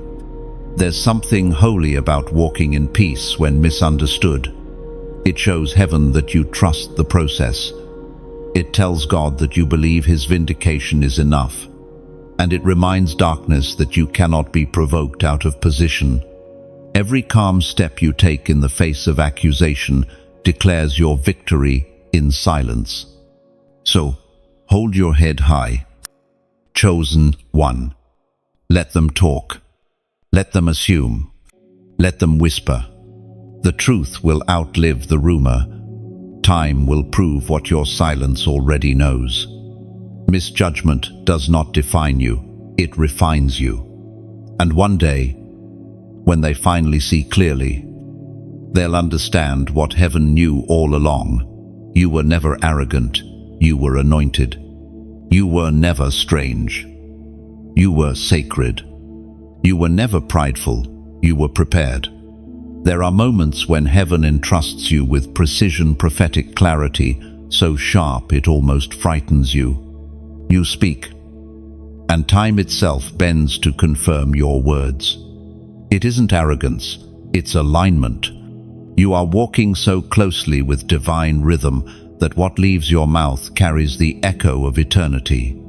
This is the realm of prophetic precision, where your discernment no longer feels random but purposeful, like a compass that never falters. This accuracy isn't something you achieved, it's something you became. Through pain, patience, and pruning, God tuned you to His frequency. You learned to hear, not just listen, to perceive, not just see. You began recognizing divine fingerprints in the ordinary, the conversation that confirmed a dream, the stranger's words that answered a prayer, the timing of an event that could only be orchestrated by heaven. These are not coincidences. They are confirmations. You are walking proof that God still speaks. When heaven gives you precision, it is not so you can boast of foresight, but so you can serve with foresight. Your insight becomes instruction. Your revelation becomes rescue. People who cross your path often find answers they didn't know they were seeking. Sometimes it's in your words, sometimes it's simply in your presence. Your awareness creates alignment. You carry the map, even when no one else can see the terrain.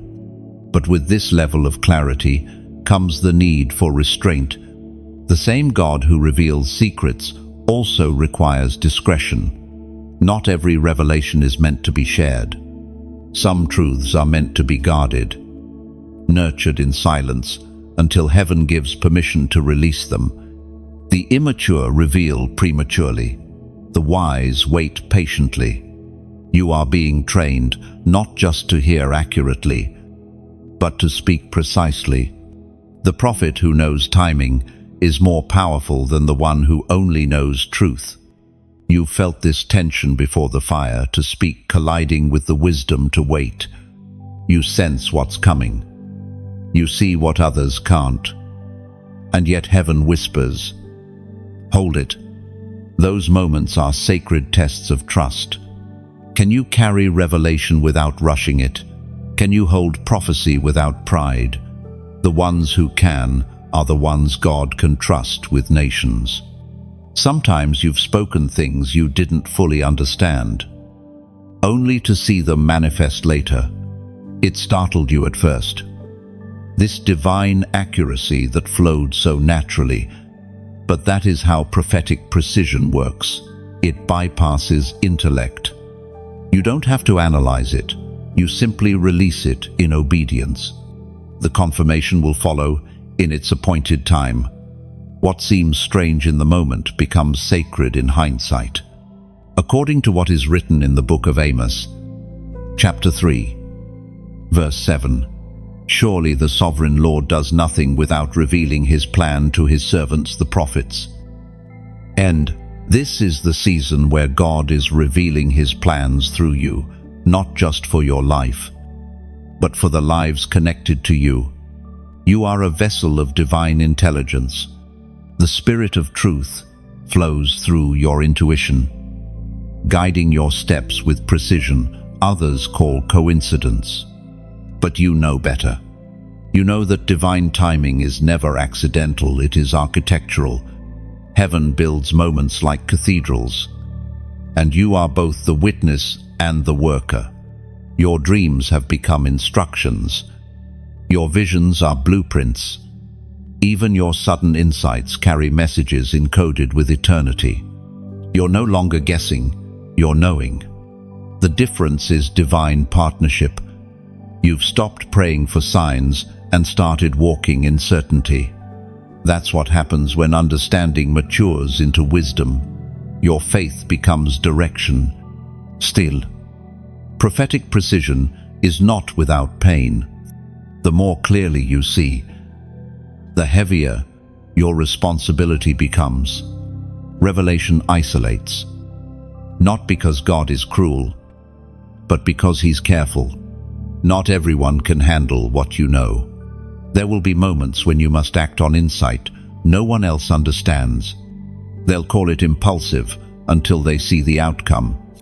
They'll doubt your discernment until the evidence proves divine alignment. You must learn to be at peace with delayed recognition. Obedience is often lonely in its early stages. Do not despise this. The silence between revelation and manifestation is where prophets are formed. It is in that tension that faith grows muscles. You learn to trust the whisper more than the crowd, the stillness more than the sound. Each act of obedience, no matter how misunderstood, becomes another brick in the foundation of your divine authority. Heaven doesn't just measure your words, it measures your restraint. The more you yield to divine rhythm, the more you'll notice heaven confirming you in subtle yet unmistakable ways. A door opens, a name reappears. A prayer you forgot returns fulfilled. You start realizing that life itself is a conversation between you and God. Every coincidence is actually coordination. Every delay, design, every disappointment, direction. Prophetic precision turns chaos into choreography. There will be times when the weight of this gift feels too much, when you know things before they happen and wish you didn't. When your spirit aches with foreknowledge you cannot yet explain. But take comfort. Even Jesus wept when he foresaw Jerusalem's destruction. To see deeply is to feel deeply.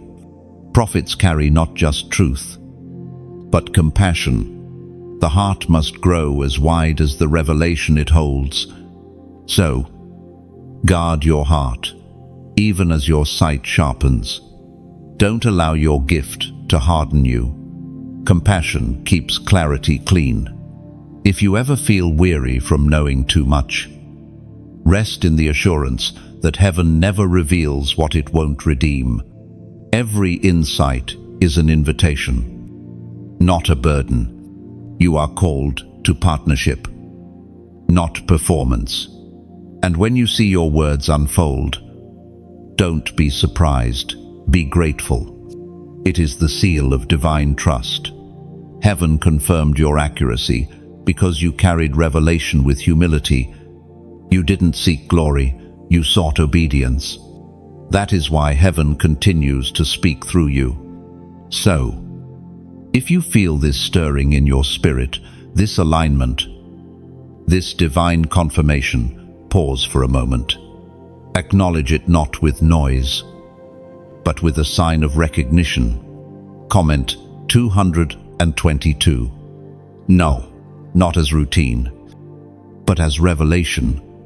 For 2 is the number of divine agreement, and 222 signifies alignment, heaven, earth, and your spirit moving in unity. When you declare it, you are saying, I am in sync with divine timing. Heaven hears, and confirmation follows. There is a classroom that no human hand built, a place where the walls are silence and the teacher is the Spirit. It is there that you, chosen one, have been studying. This is what heaven calls the silent classroom. You did not enroll in it by choice. You were summoned by circumstance. When life grew too loud, when confusion filled every corner, God pulled you away. He dimmed the lights of distraction and sat you down in solitude. You thought it was abandonment, but it was education. You see, the greatest revelations are not shouted from pulpits or printed in books. They are whispered in stillness. God teaches in a language that only silence can translate. Every unanswered prayer, every closed door, every delay was actually a lesson, disguised as stillness.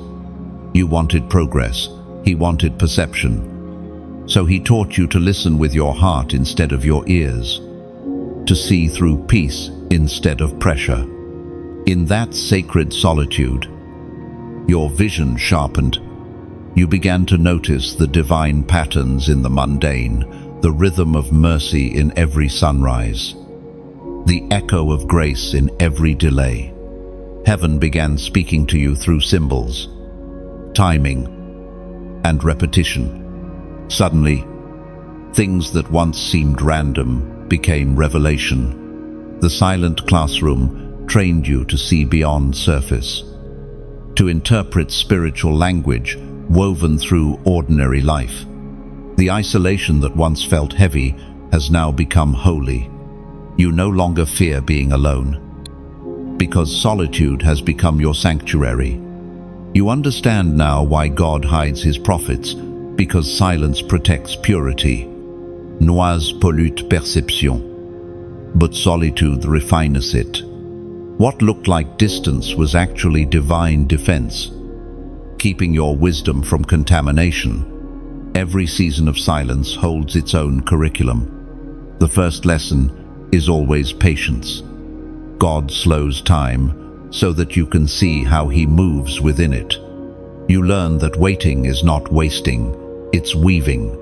While you waited, he was interlacing your purpose with preparation. Every quiet hour was a stitch in the fabric of destiny. What felt like stagnation was actually construction. The next lesson is humility.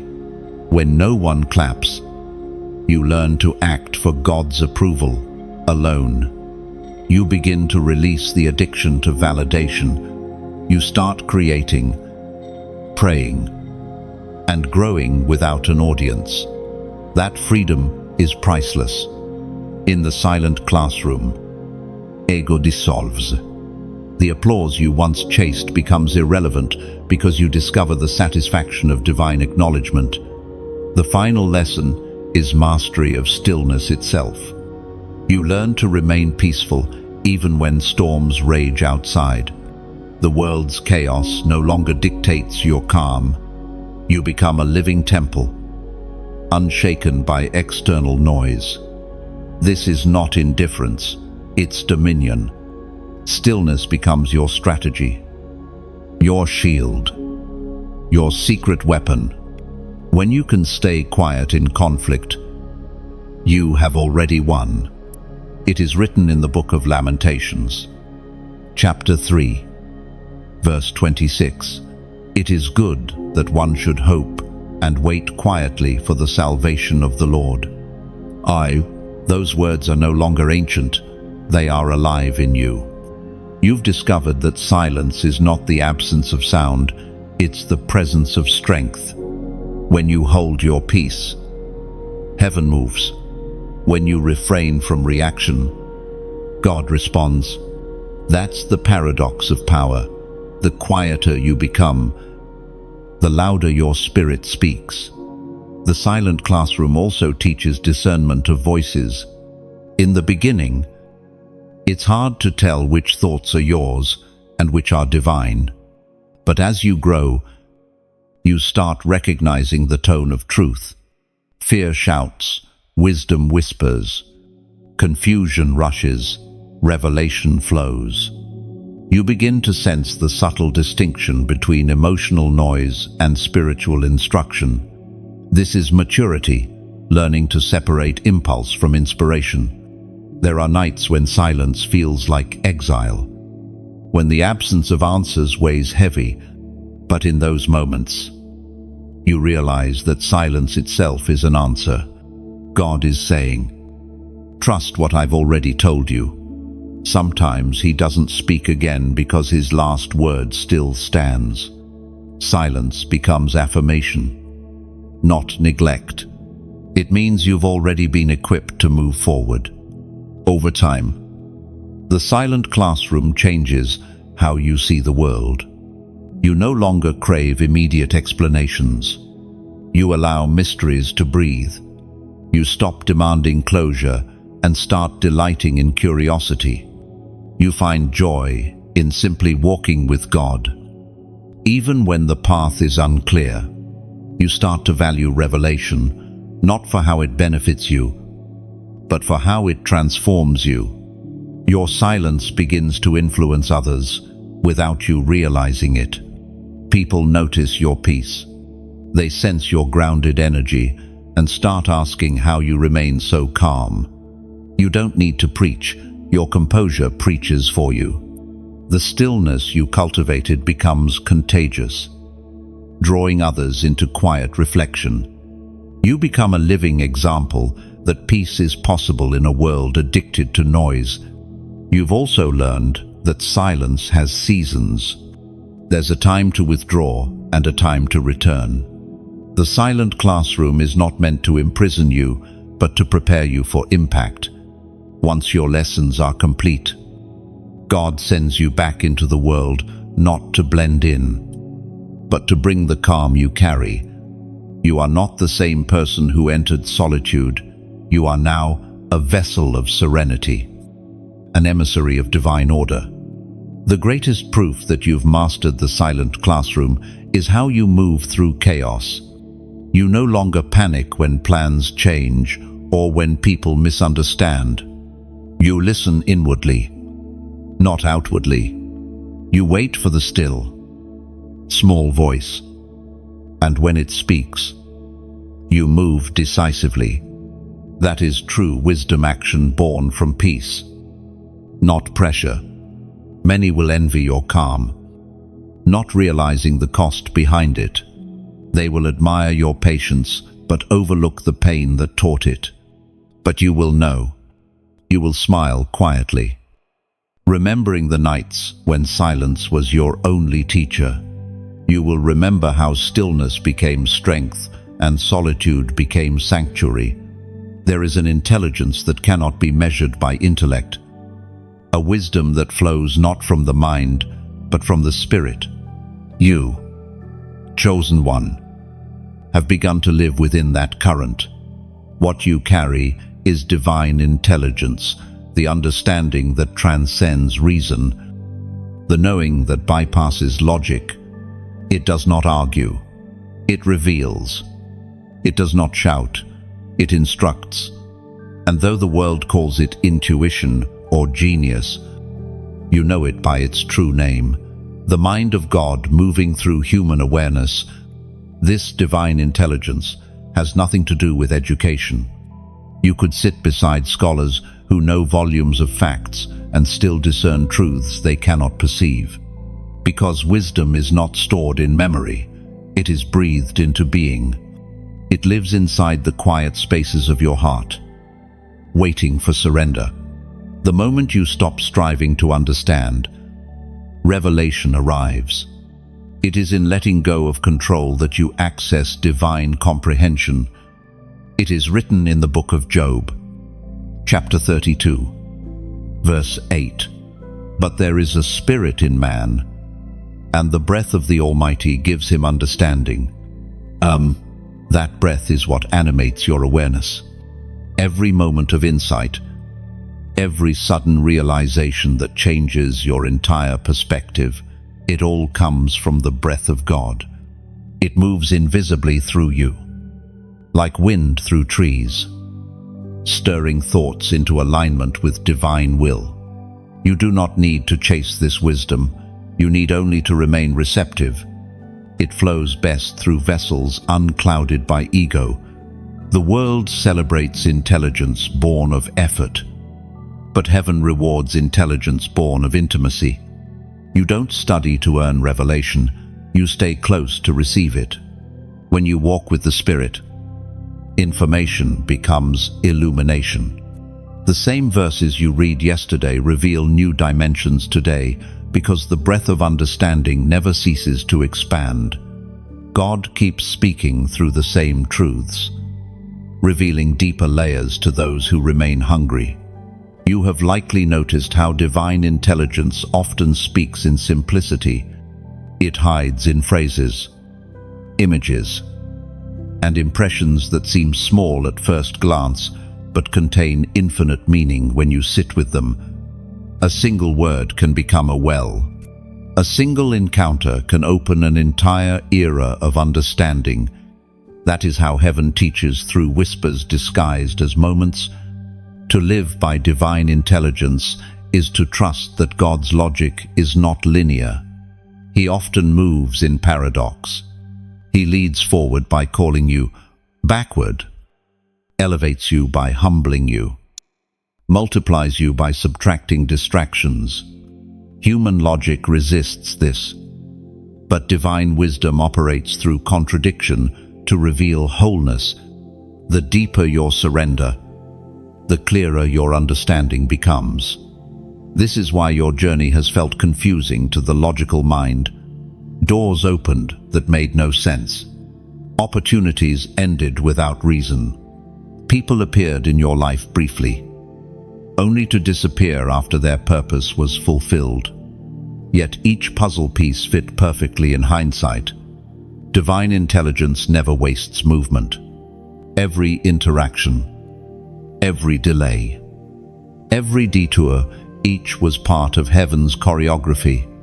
Sometimes you wondered why God didn't explain more clearly, why the directions came in fragments instead of full sentences.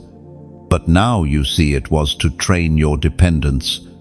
If He revealed everything at once, you would rely on the plan instead of the planner. By teaching you gradually, He shaped your instinct into spiritual intuition. You learned to recognize His voice by experience, not instruction. There are moments when divine intelligence moves through you so effortlessly that even you pause in awe. You'll speak words you didn't prepare, respond with solutions you never studied, or discern patterns others overlook. People will ask, "How did you know?" And you will smile quietly. Because you didn't know. You simply heard. This is the mystery of walking with the Spirit. You become fluent in heaven's language without ever memorizing vocabulary. The more you live in this flow, the more you realize how limited human logic truly is. Facts change, but truth remains. Data shifts, but discernement endure. The world builds its systems on analysis. You build yours on awareness. You no longer need to prove what you perceive because revelation proves itself through results. Divine intelligence also teaches you compassion. The more clearly you understand the spiritual patterns behind human behavior, the less judgment you carry. You begin to see people not as problems, but as stories, souls in process, each reflecting a fragment of God's greater narrative.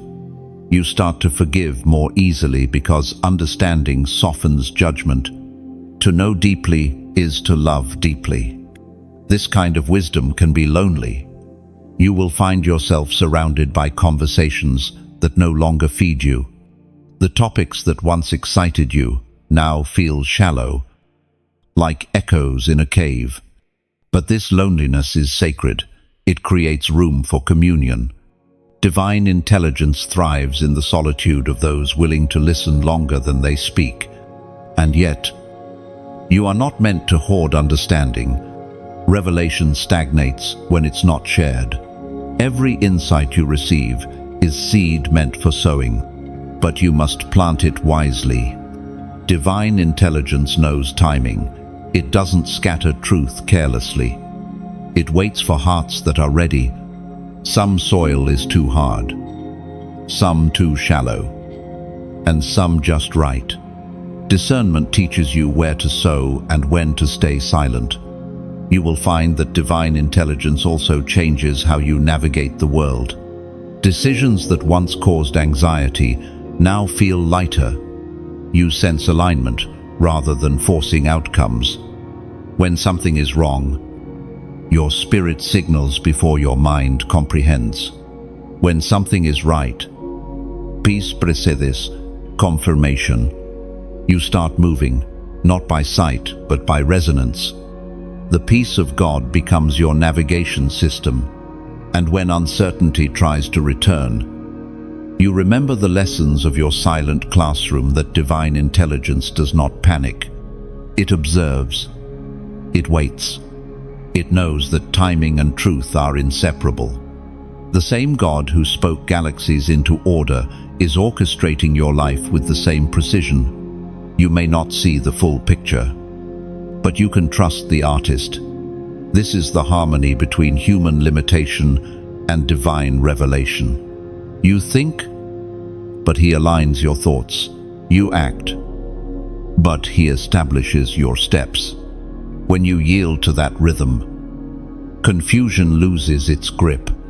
Life becomes less about figuring out and more about flowing through.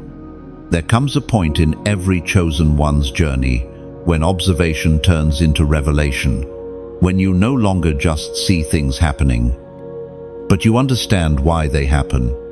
You begin to notice the invisible choreography of heaven unfolding in real time. The same situations that once confused you now become lessons that refine you. You look back and realize that nothing was wasted.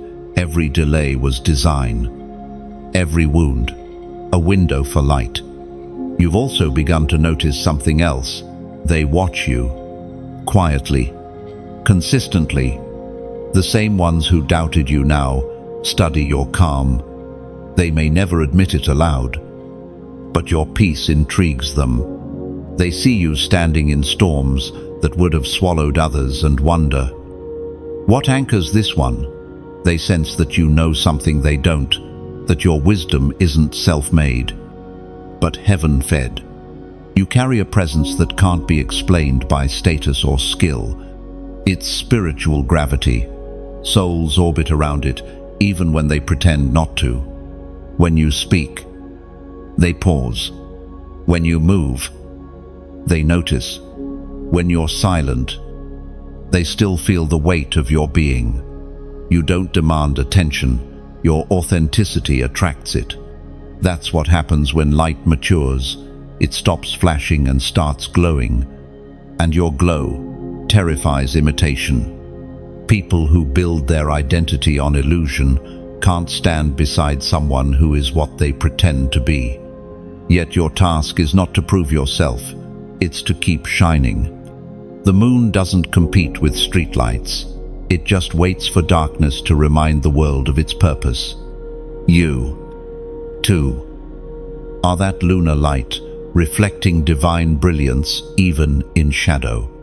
Every conversation you enter carries a subtle transformation.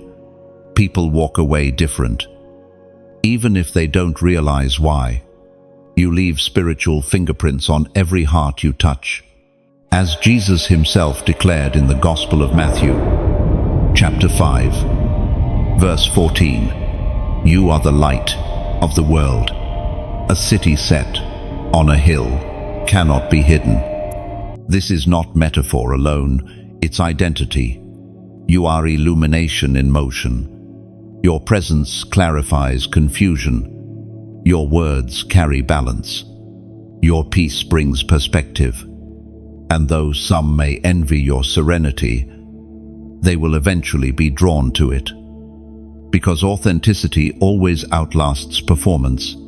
But remember, light doesn't only comfort, it also exposes. That's why not everyone can celebrate your glow. Some will resist, not because you wronged them, but because your presence reminds them of what they've avoided within themselves. Don't dim for their comfort. You were not anointed to make the dark feel safe. You were chosen to make the hidden visible. Still, let your exposure be wrapped in grace. The sun rises slowly. It doesn't explode into the sky.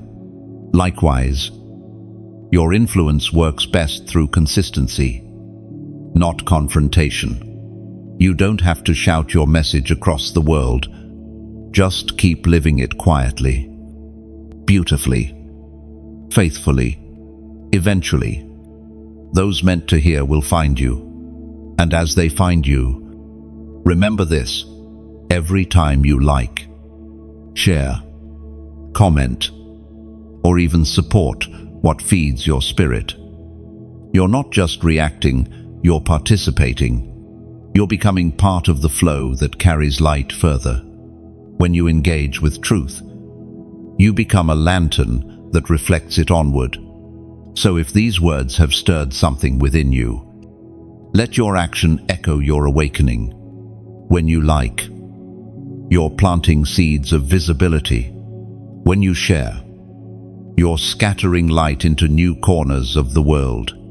When you subscribe, you're choosing to stay connected to the current of revelation that is shaping your destiny.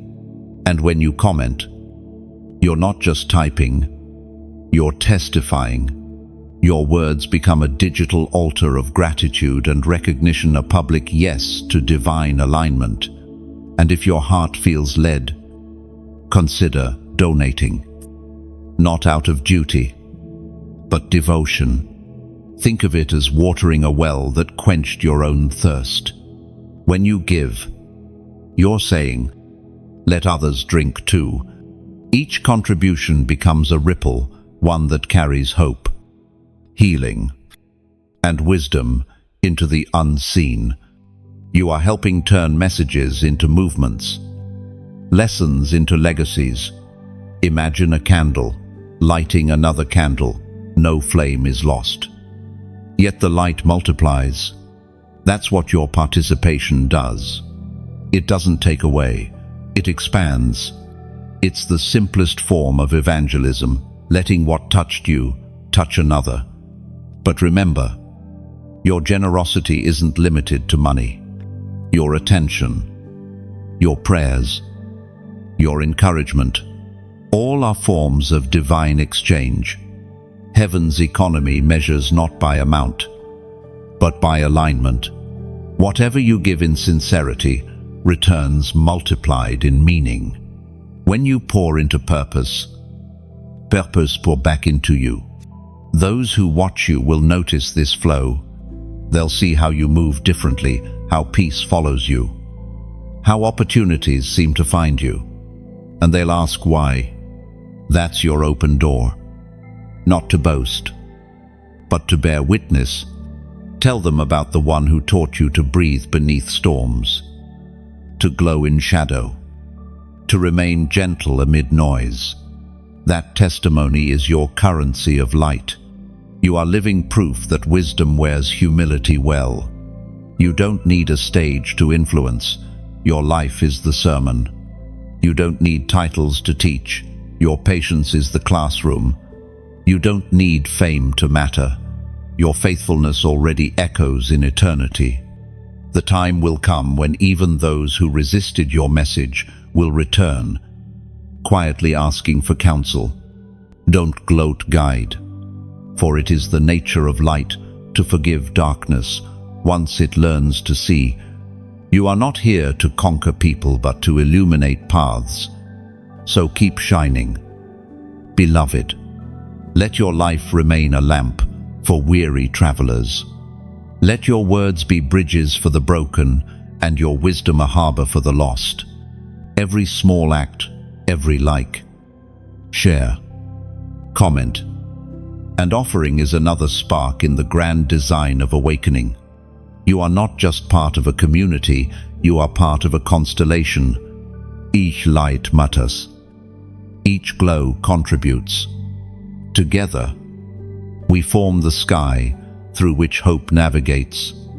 Keep the fire alive. Keep the current flowing.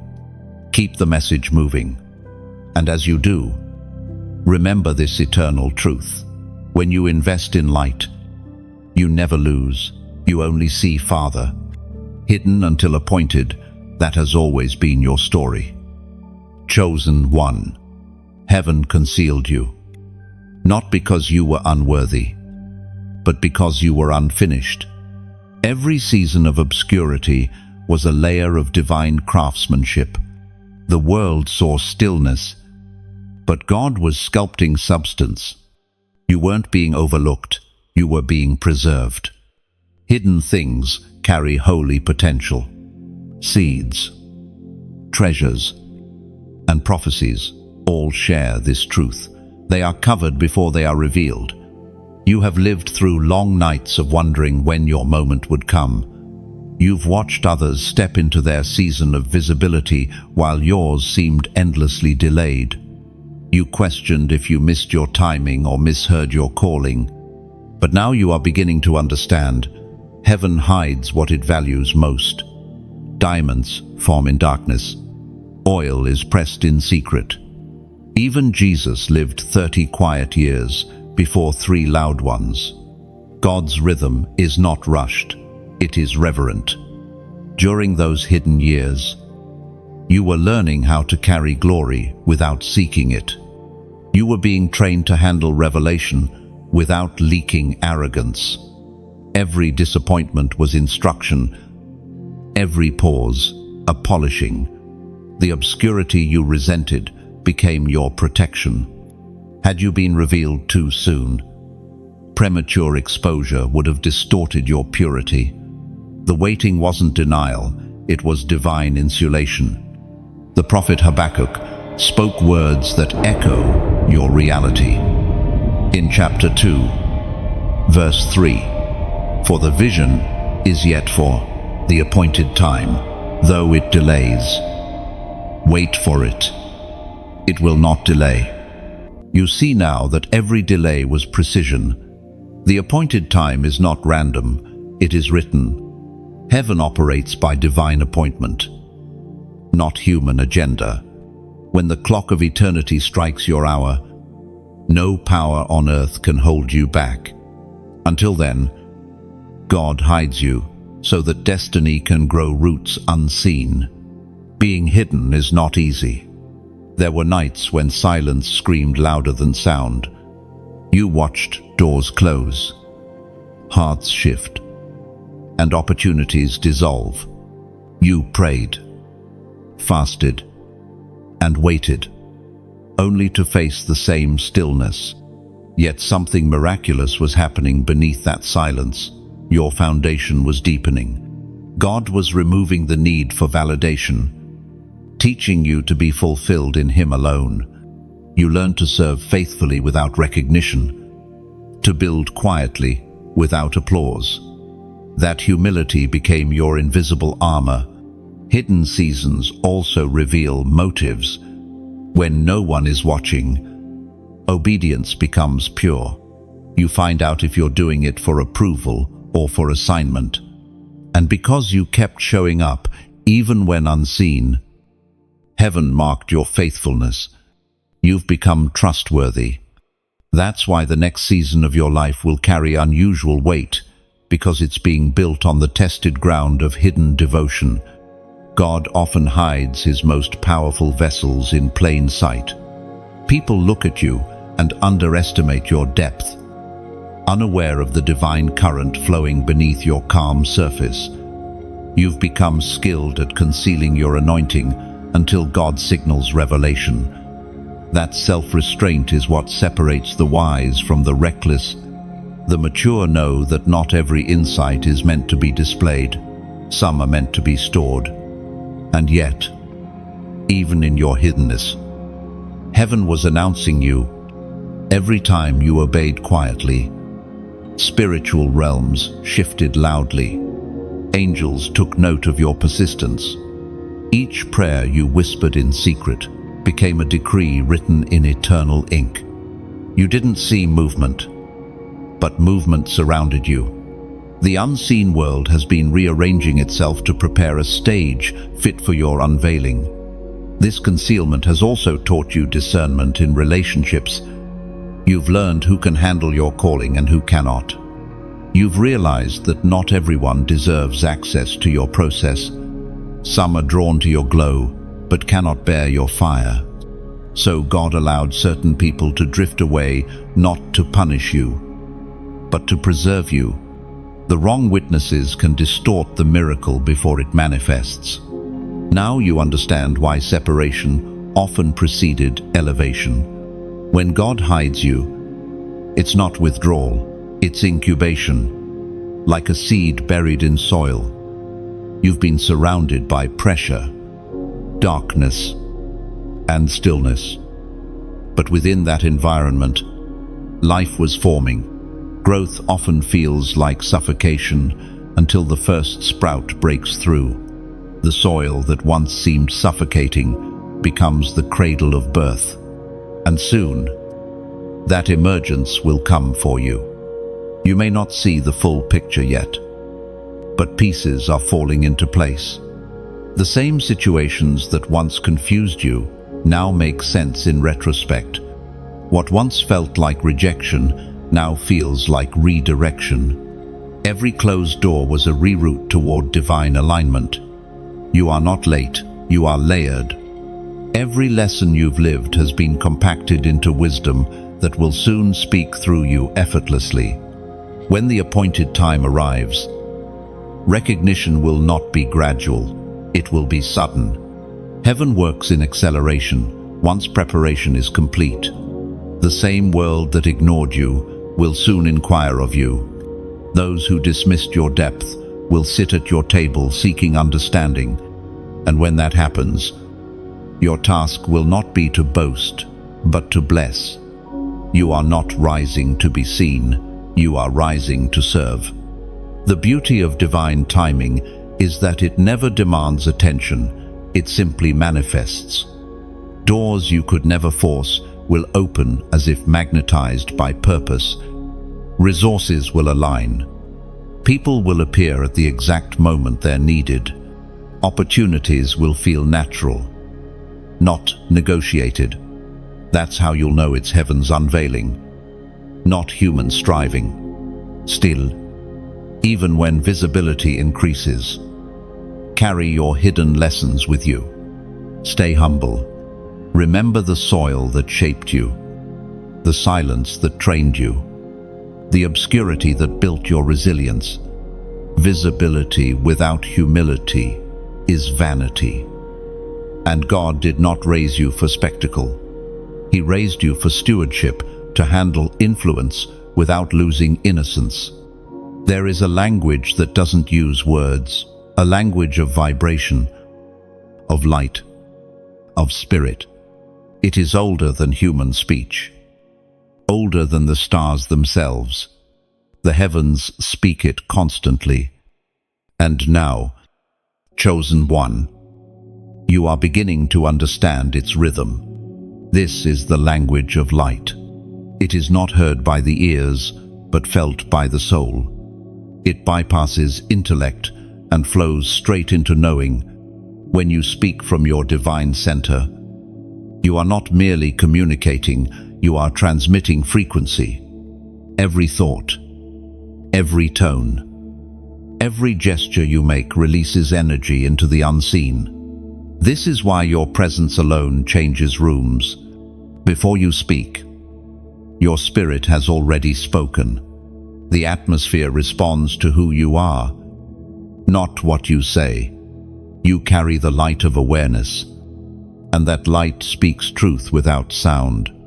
This is why people sometimes feel convicted around you without explanation. They sense the purity in your energy, the resonance of divine order.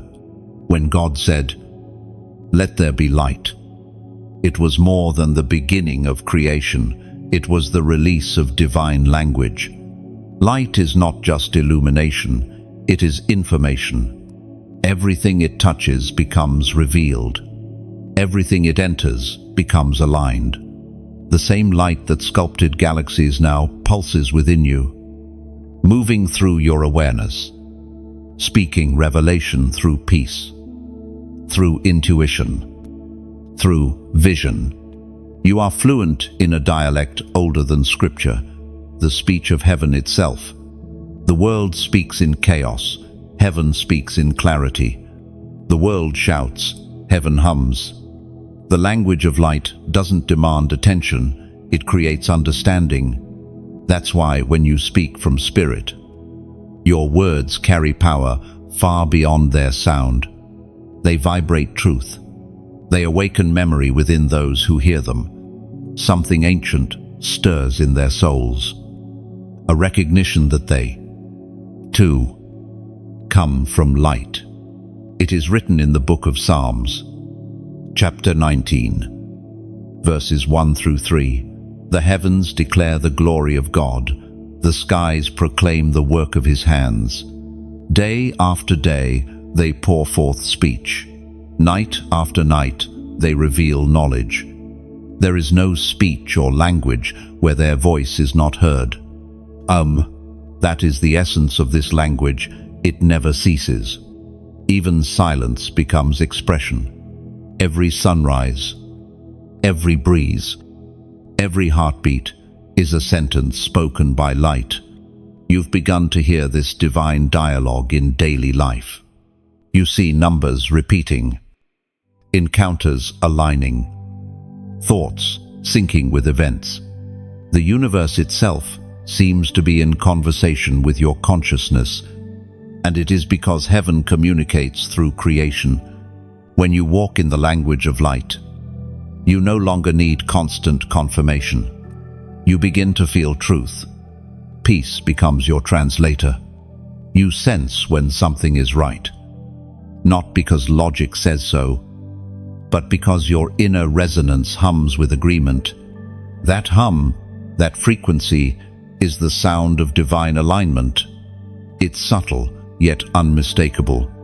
When it's missing, you know confusion has entered. When it returns, you know heaven has spoken.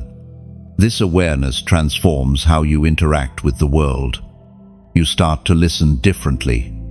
Instead of reacting to words, you tune into the energy behind them. You discern motives beneath compliments, intentions behind silence. You realize that light reveals both beauty and deceit. The same way a candle shows dust in a room, divine light exposes what pretends to be pure. Yet even in exposure, it heals. It doesn't destroy, it transforms. The more you live in this language, the less you argue. You no longer need to defend truth. It simply radiates through you. You become less concerned with being right and more focused on being aligned. Truth doesn't compete. It convinces through presence. Your calm becomes louder than any debate. Your peace becomes persuasion. This language also teaches you that everything you create carries your frequency. Your art, your words, your decisions all emit energy that either illuminates or obscures. That's why purity of intention matters. When you act from fear, your energy fragments. When you act from love, your energy amplifies. The world doesn't just hear your actions, it feels them. You've probably felt this in others too. You walk into a place and immediately sense heaviness or warmth, even without conversation. That's the language of light in operation. Energy introduces people before their mouths do. As your awareness heightens, you become fluent in this silent speech. You stop judging appearances and start discerning essence. This fluency requires discipline. To carry light, you must continually cleanse it. Negative emotions, bitterness, or dim your frequency. That's why forgiveness, gratitude, And worship aren't just virtues, they're maintenance. Every time you release resentment or choose joy, your light brightens. Every time you honor truth, your spiritual vocabulary expands. You begin to express God more clearly through your being. But don't mistake this sensitivity for superiority. The purpose of light is not to shine above others, but for others. The more fluent you become, the more compassionate you must grow. To truly speak the language of heaven is to love fluently. Every act of kindness becomes a divine phrase. Every word spoken in patience becomes a translation of grace.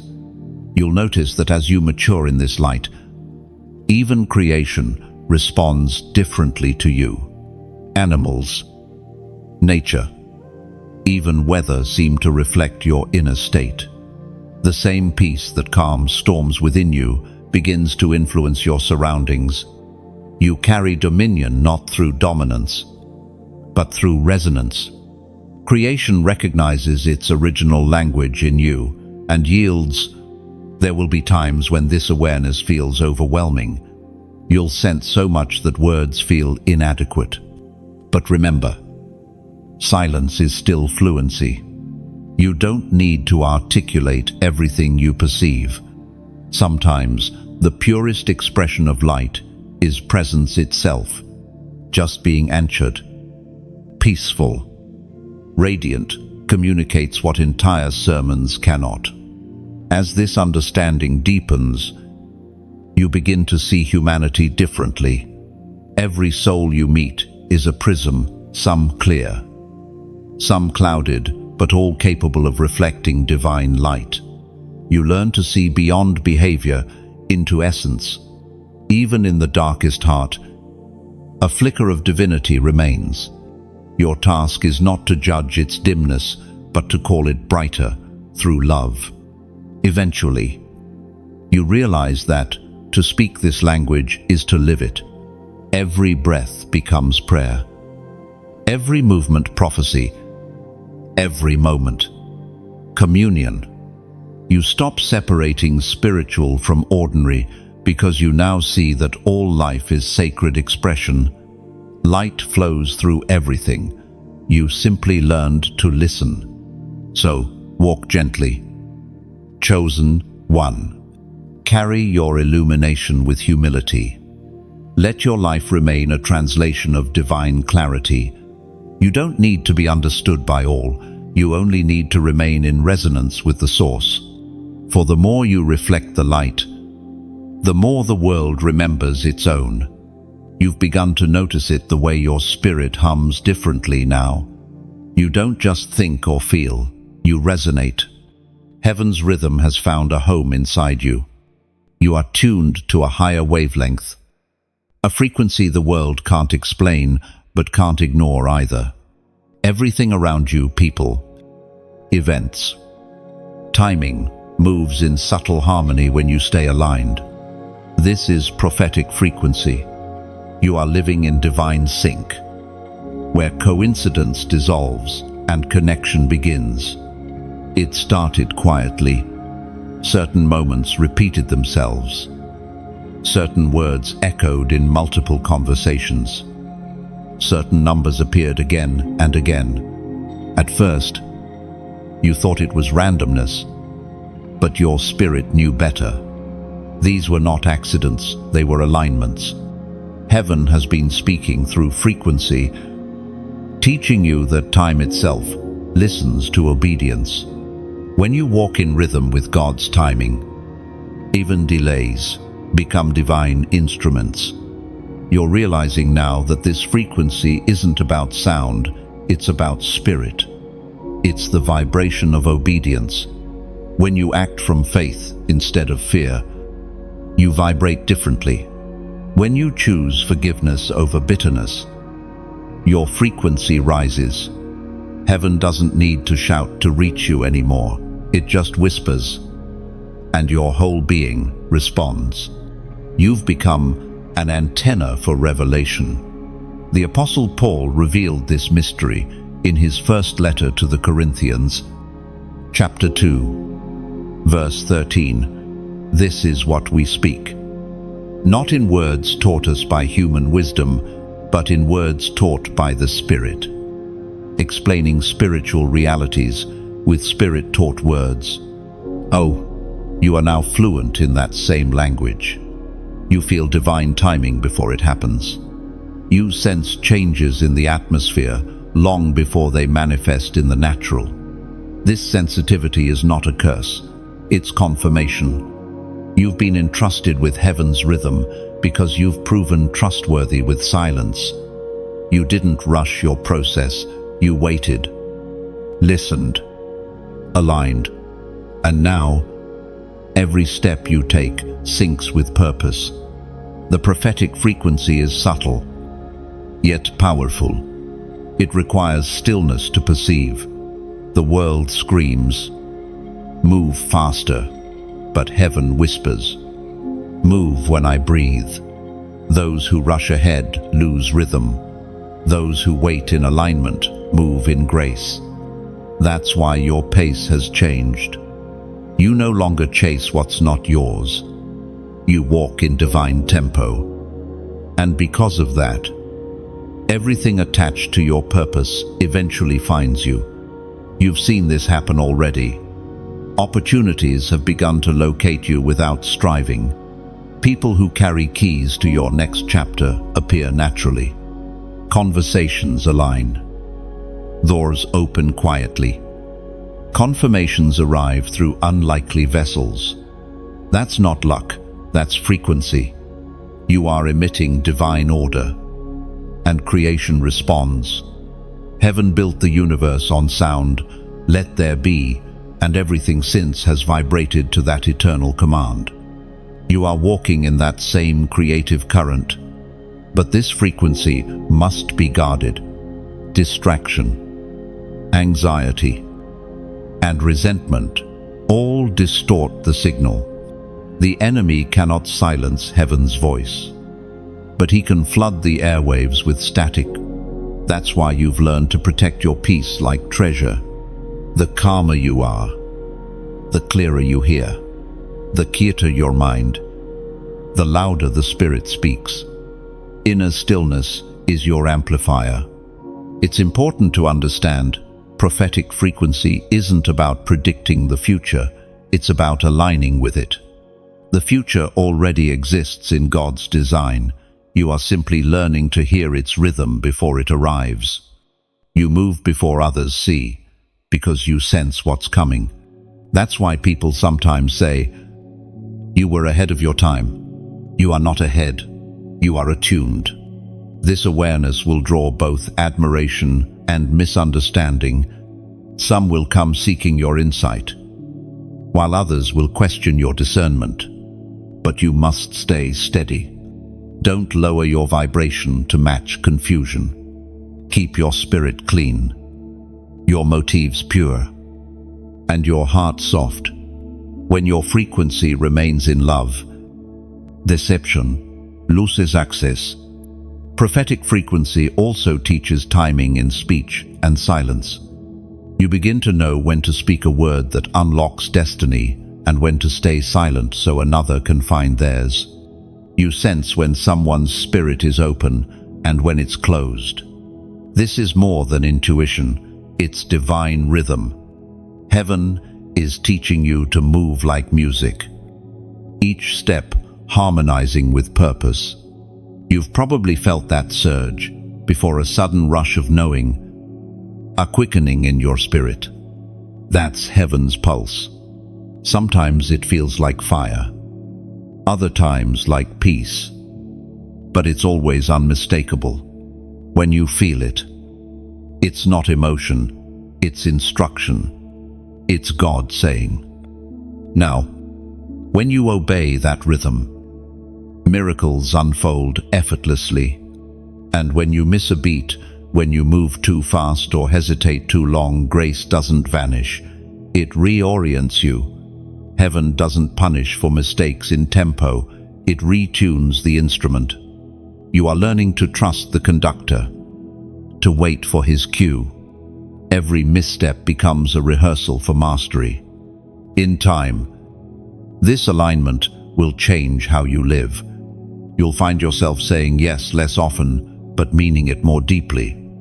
You'll discern what truly deserves your energy and what only drains it. Your yes will carry authority because it's synchronized with divine will. People will feel heaven's approval through your obedience. And that, chosen one, is why heaven is tuning you now. The frequency of prophets is not taught, it's transmitted. You catch it through surrender, through consistency, through quiet communion. The more you yield, the clearer the sound becomes. One day soon, you'll speak, and entire atmospheres will adjust, not because of volume, but because of vibration.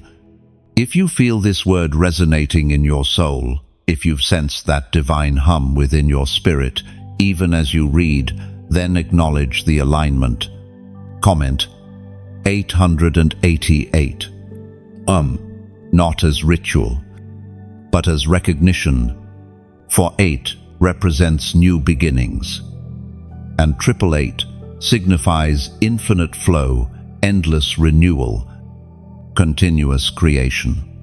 By typing it, you're declaring, I am tuned to heaven's rhythm, and heaven will answer that declaration with deeper frequency, clearer direction, higher alignment, and undeniable confirmation. Stay in sync.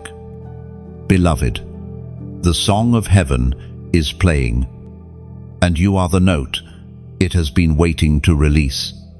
There is something they never tell you about divine awakening.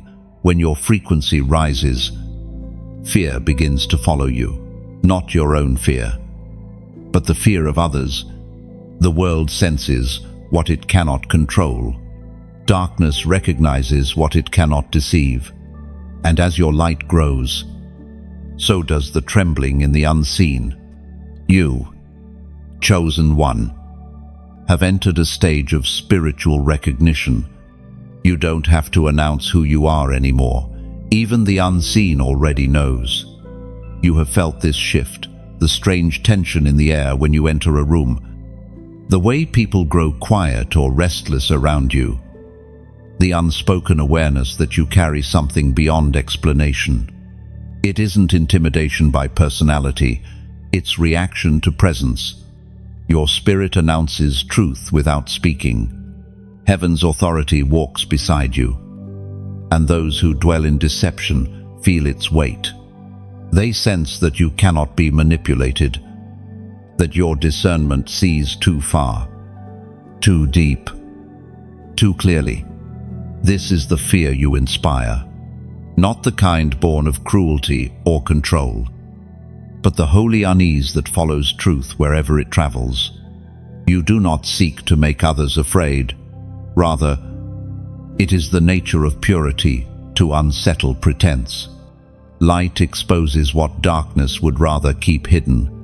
When you show up, masks begin to slip, words begin to falter, and hidden motives start to surface. People don't always understand why they act differently around you. They just know they cannot fake peace in your presence. The scriptures capture this mystery perfectly in the book of Acts, chapter 19, verse 15.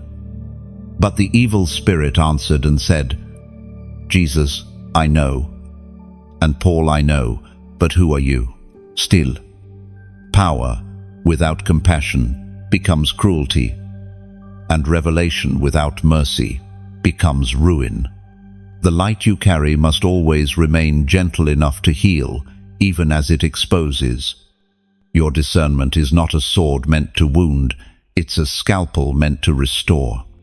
Those who fear you don't yet understand that your wisdom isn't meant to condemn them, but to call them home. Over time, you will begin to notice patterns in how the world responds to you. Some will be drawn, craving the peace they sense around you. Others will retreat, threatened by the mirror you hold to their motives. You'll find that certain friendships fade not because of conflict, but because of conviction. Your presence silently reminds people of their potential and their pretenses. Some are not ready to face either. Let them go gently. Everyone awakens in their appointed time. There will also be those who disguise hostility as humor, who attempt to challenge your calm with subtle mockery. Do not take the bait. Their reaction reveals their discomfort, not your deficiency. You are not here to prove your power. You are here to practice it with grace. Responding to provocation only drags your frequency down. Silence, once again, becomes your shield. Yet remember, not everyone who fears you does so consciously. Some simply don't understand the energy of holiness. When divine peace meets internal chaos, the body and mind respond instinctively. Anxiety rises. Agitation surface. They feel unsettled, but can't articulate why. Forgive them for reacting to a language they've never learned. Their spirit knows before their mind does. The truth is, your presence awakens memory, the memory of what creation felt like before corruption. Every soul still carries a faint echo of that original harmony, and your light triggers it. For those ready to remember, it brings peace. For those clinging to illusion, it brings discomfort. Either way, your existence stirs sleeping hearts. You will also feel this dynamic in systems and spaces, not just individuals. Institutions built on deception will instinctively push back against you. Workplaces, relationships, even cities will reveal hidden structures once you arrive. Don't be alarmed. Your light is uncovering imbalance, not creating it. You are not the cause of conflict. You are the catalyst for cleansing. The tension you bring is the beginning of transformation. It's important to stay anchored through this. When the world begins to react to your spiritual authority, humility must become your armor. The moment you start craving recognition for it, your clarity will blur. Authority rooted in ego loses its purity. That's why God hides power inside peace. The calmer you remain, the stronger you become. Sometimes, this fear will manifest as sudden opposition, opportunities collapsing, people withdrawing, doors closing without reason. In such moments, remember that rejection often signals divine redirection. God removes what can't honor your anointing. Don't chase what shrinks from your light. Let the uneasy distance become holy space. Heaven fills every void left by obedience, and then there will be unexpected moments when even your enemies show respect. They may never voice it, but their behavior will reveal it. They'll move differently around you. Choose their words carefully and avoid conflict. They can't win. That's not intimidation, it's acknowledgement.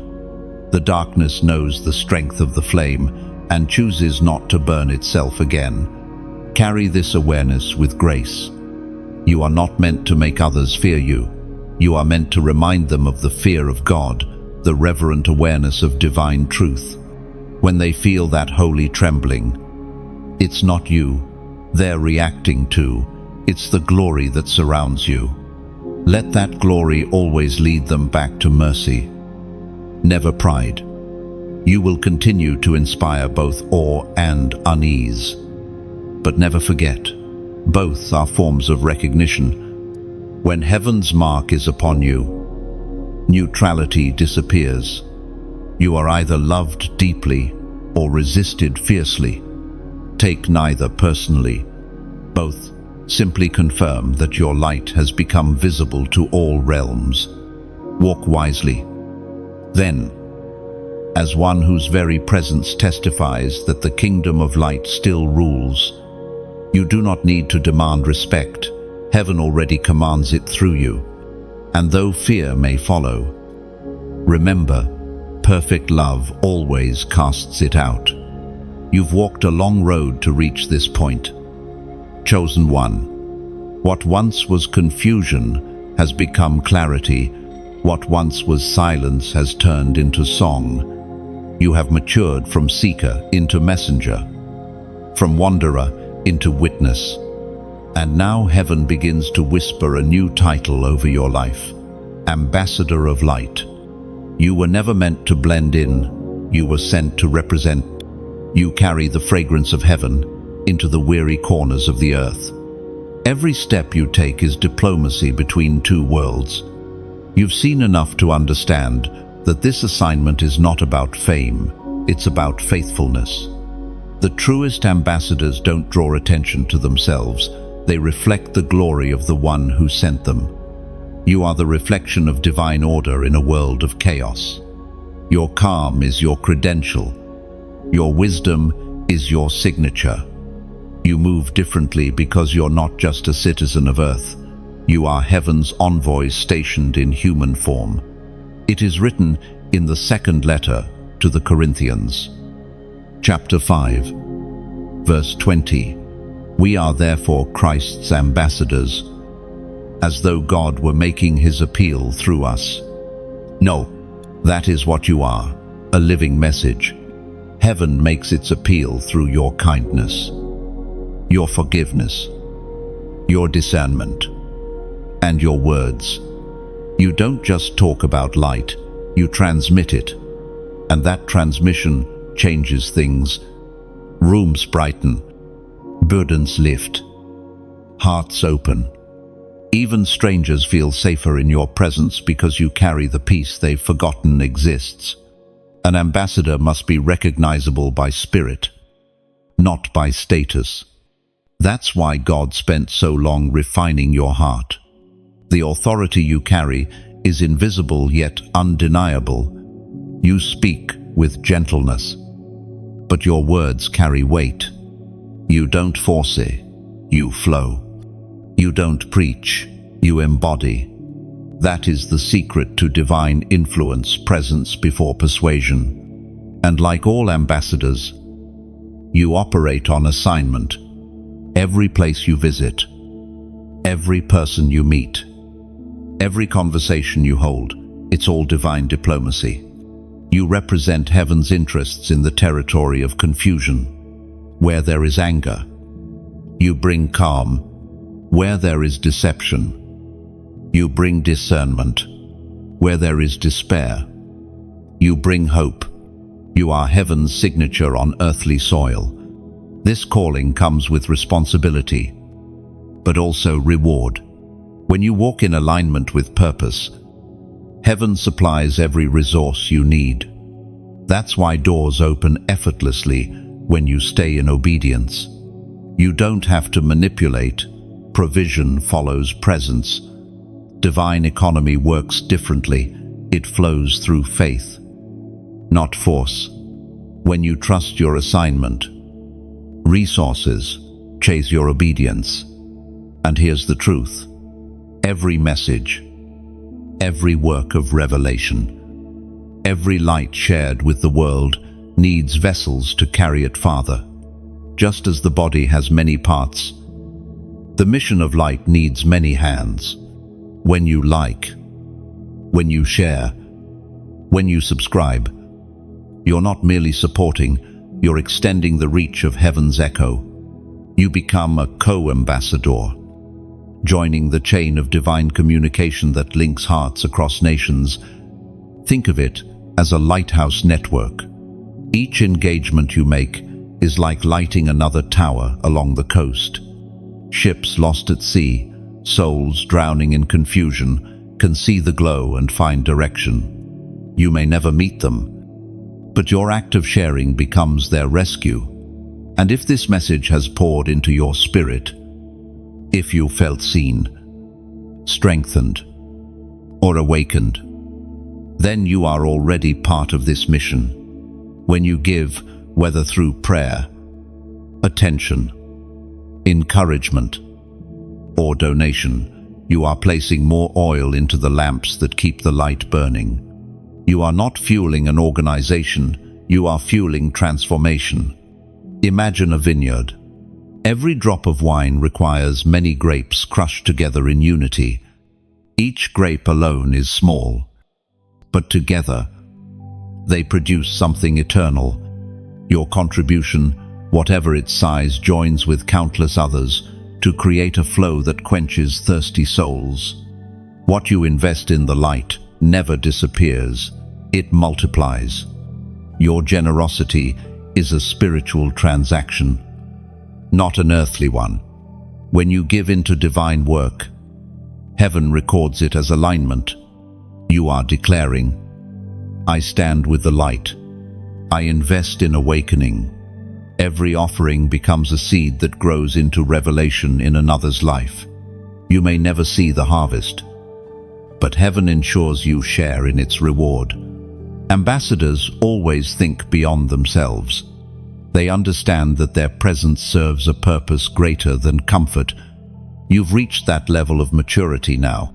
You've learned that joy grows when shared, and wisdom deepens when given.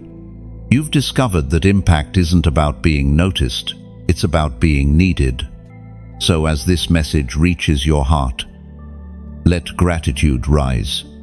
Reflect on how far you've come, the storms you've survived, the clarity you've gained, the peace you now walk in. Remember the nights when you prayed for the light you now carry. And if you can, let your gratitude move beyond feeling into expression. Because gratitude in motion becomes blessing. You can express it through your words. Tell someone what this journey has taught you. You can express it through your actions. Share what once healed you. Or you can express it through support. Help sustain what sustains others. Every way you give breathes new life into the mission. But above all, continue walking as the representative you were chosen to be. Let your interactions remain soaked in grace, your decisions guided by discernment, your words wrapped in gentleness. Be a walking sanctuary, a portable embassy of peace. When others enter your presence, let them feel like they've stepped into heaven's waiting room. Remember, ambassadors don't retire, they evolve. Each act of obedience graduates you into deeper influence. The impact of your faith will ripple across generations. Some will remember your name, others will only feel your legacy. Either way, light will continue to travel through what you've given, spoken, and lived. So, beloved, chosen one, keep representing the kingdom with humility. Keep reflecting heaven's kindness into weary eyes. And as you do, may your life continue to shine as proof that God still appoints ambassadors not with titles or thrones, but with truth and tenderness. If these words have reminded you of your mission, don't keep them. Still, let them travel. Engage with them. Carry them. Sow into them. Every act of love you release becomes another heartbeat in heaven's global symphony. There are moments when heaven pauses just to watch you walk. Chosen one, every step you take now carries intention. Every move has meaning. You are no longer wandering, you are walking in assignment. The path beneath you was written before you ever arrived. And now you're beginning to see how every twist, every delay, every detour was divine. What once looked like chaos now looks like choreography. You've been led, not lost.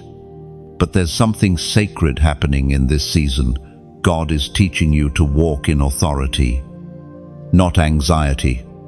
You've been trained to move with quiet confidence, to speak with gentle certainty, and to decide with divine clarity, no longer tossed by emotion or fear. You are anchored in revelation, You no longer pray as one begging for direction. You speak as one who carries it. You've stopped asking, "God, are you with me?" and started declaring, "God is within me. I'll learn." This is the maturity of the chosen, the moment when faith graduates into manifestation. Heaven trusts you now with responsibility because you've proven you won't misuse revelation for recognition. You've learned to lead without controlling, to correct without condemning, to shine without shouting. You've realized that true power whispers. It doesn't need to prove itself. You can sense this inner shift. When confusion arises, you stay composed. When old triggers return, you no longer react the same. You've become fluent in spiritual restraint. The chaos that once provoked you now only reveals how much you've grown. You've learned the art of holy composure, responding as heaven would, not as fear wants. The apostle reminds us in his letter to the Ephesians, chapter 6, verse 10, "Finally, be strong in the Lord and in his mighty power." And you are walking in that power now, not loud, not prideful, but steady. The strength you carry isn't for display, it's for demonstration. God has built within you a spiritual backbone that doesn't bend with circumstance. You've learned to walk upright even when misunderstood, to move forward even when unseen. Every time you chose faith over frustration, heaven applauded quietly. You've become a carrier of authority, not through titles, but through testimony.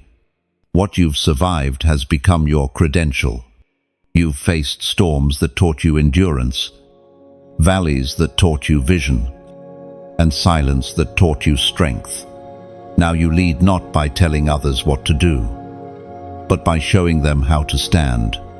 You are a living reminder that faith doesn't remove difficulty, it refines it. But with this authority comes an invitation to use your words carefully. You're discovering how much weight your voice carries. When you bless, doors open. When you declare, things move. Even your prayers sound different now, less pleading, more partnership. You're not trying to convince God, you're aligning with Him. Heaven doesn't need your panic, it needs your participation. And yet, power must remain rooted in humility. The greatest leaders walk low. Authority without tenderness becomes tyranny, and wisdom without empathy becomes arrogance. You've been called to be strong and soft, to carry both sword and salve, truth and tenderness. The world doesn't need louder leaders, it needs quieter warriors. Those who heal even as they lead, those who build without boasting, those who can hold authority without losing awe.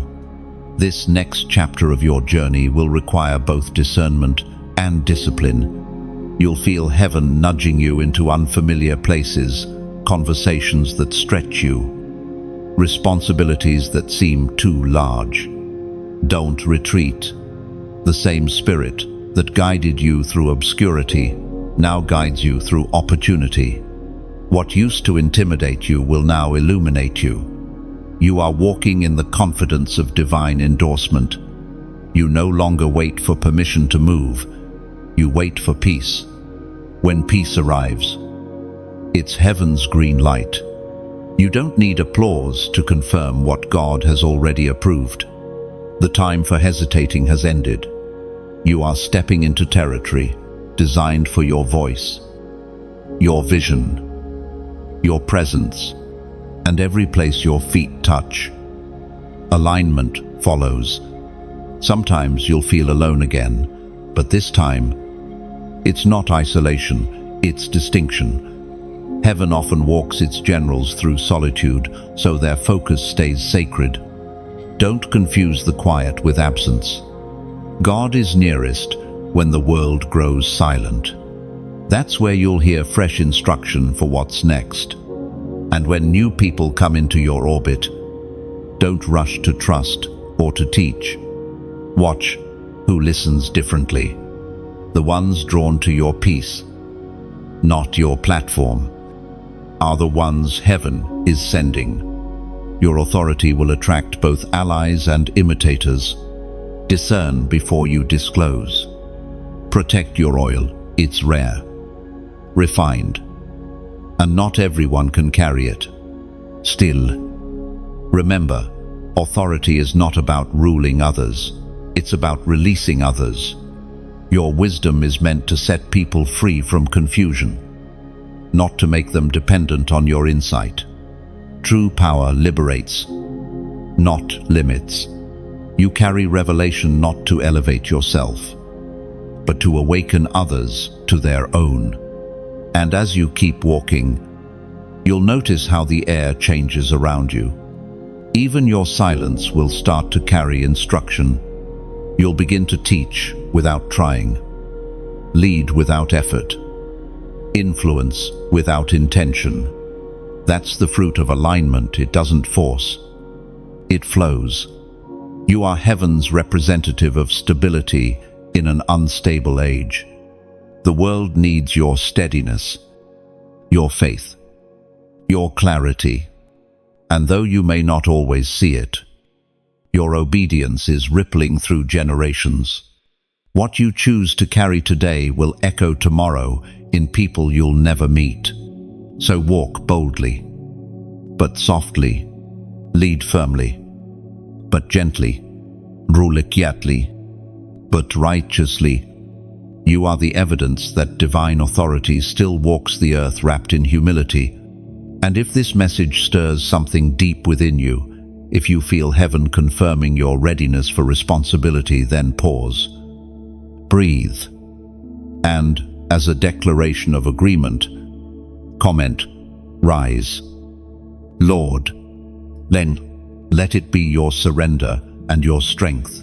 In one phrase, it means, move through me, lead through me, speak through me. When you write it, you aren't asking for more power. You're offering yourself as the vessel of it. There is a sacred rhythm to divine restoration. And you, chosen one, have entered it. After seasons of pruning and silence, after nights of wrestling and wondering, heaven begins to rebuild what was once torn down. But the restoration of God doesn't merely replace it, redefines. What is returned to you now is not the same as what was lost. It comes back refined, resurrected, and realigned with purpose. You are standing in the season of holy recompense. You've felt the shift already. There's a quiet confidence rising inside you. A sense that the long night has finally broken. The pain that once haunted you has lost its sting. And the memories that once wounded you now speak only wisdom. That is the evidence of healing. You no longer react, you reflect. What once triggered you now teaches you. That is how heaven restores, not by erasing your past, but by transforming it into revelation. It is written in the book of Joel, chapter 2, verse 25. I will restore to you the years that the locust has eaten. But restoration is rarely glamorous. It comes through gentle persistence, not instant miracles. You'll notice small beginnings, tiny openings, faint confirmations, quiet doors. The wise recognize them and respond with gratitude. Every little return is a rehearsal for the greater one. You're learning to celebrate progress, not perfection. You've realized that gratitude is the gate to overflow. And as God restores, He also reorders. Some things won't come back because they're no longer needed. Don't mourn what doesn't return. It wasn't stolen, it was subtracted. Heaven doesn't recycle confusion. You may find that old desires fade, old connections lose resonance, and old ambitions dissolve. This is divine editing. Restoration is never about returning to who you were. It's about revealing who you've become. What's beautiful is how gentle God is with this process. He restores without rushing. He rebuilds without residue. When He returns something, it comes back clean without the bitterness, fear, or shame that once clung to it. You'll find yourself laughing again without guilt, loving again without hesitation, trusting again without trembling. That is the signature of divine craftsmanship. Heaven's repairs leave no visible scars, only wisdom. Still, there's one thing you must guard against in this season: rushing your reward. Restoration requires rhythm. Move too fast, and you'll mishandle what's returning. Move too slow, and you'll miss the momentum. The only safe pace is peace. When your spirit feels settled, proceed. When it feels strained, pause. The same God who restored your soul will guide your steps. There will also be people drawn back to you during this time. Some will return with genuine repentance. Others will return with curiosity. Discern before you decide. Not everyone deserves re-entry. Some are meant to witness your restoration, not participate in it. Forgive freely, but grant access wisely. Restoration without boundaries invites repetition. And remember this: sometimes restoration doesn't mean reunion, it means revelation. God may restore your understanding of what happened rather than the relationship itself. You'll wake up one day and realize that you no longer need closure. Peace has replaced it. That's true freedom, to be grateful for what hurt you, because it pushed you toward healing. Your restored self will also move differently. You'll speak less, but with more weight. You'll plan less, but produce more. You'll strive less, but succeed more. The energy of restoration is efficiency. What once took you years will now take months, because you've learned to flow instead of force. Heaven redeems time by redeeming alignment. There's also a quiet joy that comes with restoration, not loud celebration, but steady gratitude. You no longer chase happiness, you host it. Every morning feels sacred because you remember when mornings felt heavy. You see beauty in simplicity again. You savor small victories. This isn't naive optimism, it's holy contentment. You're learning that abundance begins with appreciation. Restoration also restores your confidence. You're no longer afraid to dream because you trust the dream giver. You no longer fear loss because you understand legacy. Even if something leaves again, you know it can never take away what's been built inside you. That security makes you unshakable. You've stopped begging for stability and started being stability. You are the foundation now, the living proof that resurrection is not a story, but a system. And as you walk in this renewed strength, don't be surprised when others notice. People will ask, "What changed?" They'll see your glow, your peace, your balance. They'll sense that something divine rebuilt you from the inside out. And that's exactly what happened. You've become a walking testimony of restoration. You carry resurrection in your countenance. This is not the end of your journey, it's the turning point. Everything from here flows differently. You will no longer build from brokenness, but from wholeness. You will no longer fight for survival, but for legacy. You will no longer move from fear, but from faith. That is the mark of true restoration. Not that you got everything back, but that you got yourself back. So breathe, beloved. The season of loss has fulfilled its purpose.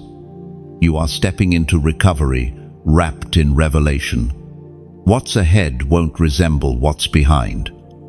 Because it's not repetition, it's resurrection. And though the world may see only your smile, heaven sees the story behind it, the proof that ashes can indeed glow, that endings can become entrances, and that everything surrendered eventually sings again. Every chosen one eventually learns that wisdom is not measured by how much you know, but by how deeply you understand time. You have reached that awareness now. You no longer chase moments, you steward them. You've discovered that divine timing is not about waiting for what you want, but aligning with what you're ready for. Heaven doesn't operate in hours or days. It operates in maturity. And you, beloved, have grown into a season where timing itself bows to your readiness. It took years to learn this. You used to rush, to force, to knock on doors that weren't yours. You mistook delay for denial and silence for punishment. But now, peace has replaced panic. You finally see that waiting is not wasting, it's weaving. God has been stitching threads you could not see, connecting invisible pieces in preparation for your unveiling. You've realized that divine timing doesn't just deliver what you desire, it transforms you into someone who can handle it. The voice of God thundered in the book of Ecclesiastes, chapter 3, verse 1. To everything there is a season, and a time to every purpose under heaven. And you've lived that truth.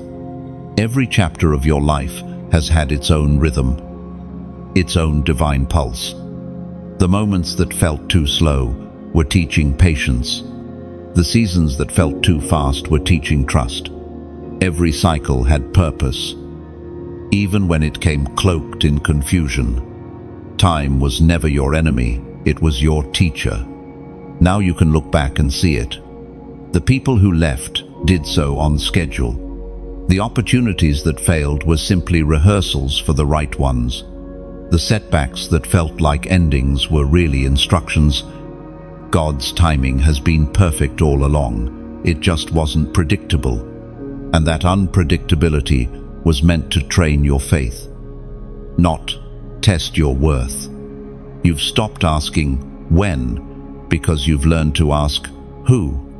Who am I becoming while I wait? Who am I trusting when I can't see? Who am I honoring when nothing seems to move?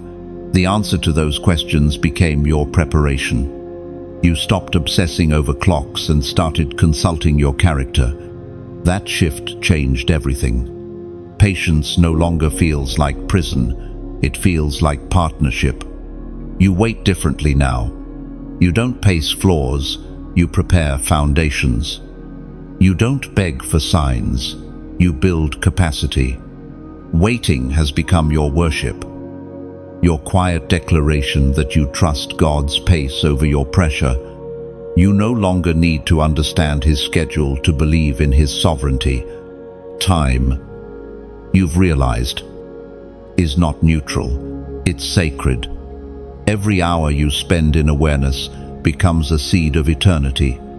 You no longer waste time, you weave it into purpose.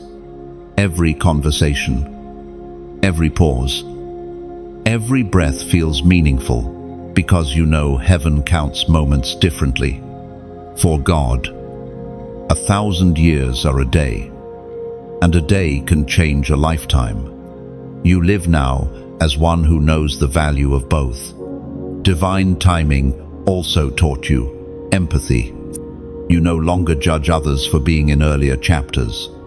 You understand that everyone blooms at a different hour. You used to envy those ahead of you. Now you honor them while still cherishing your own pace.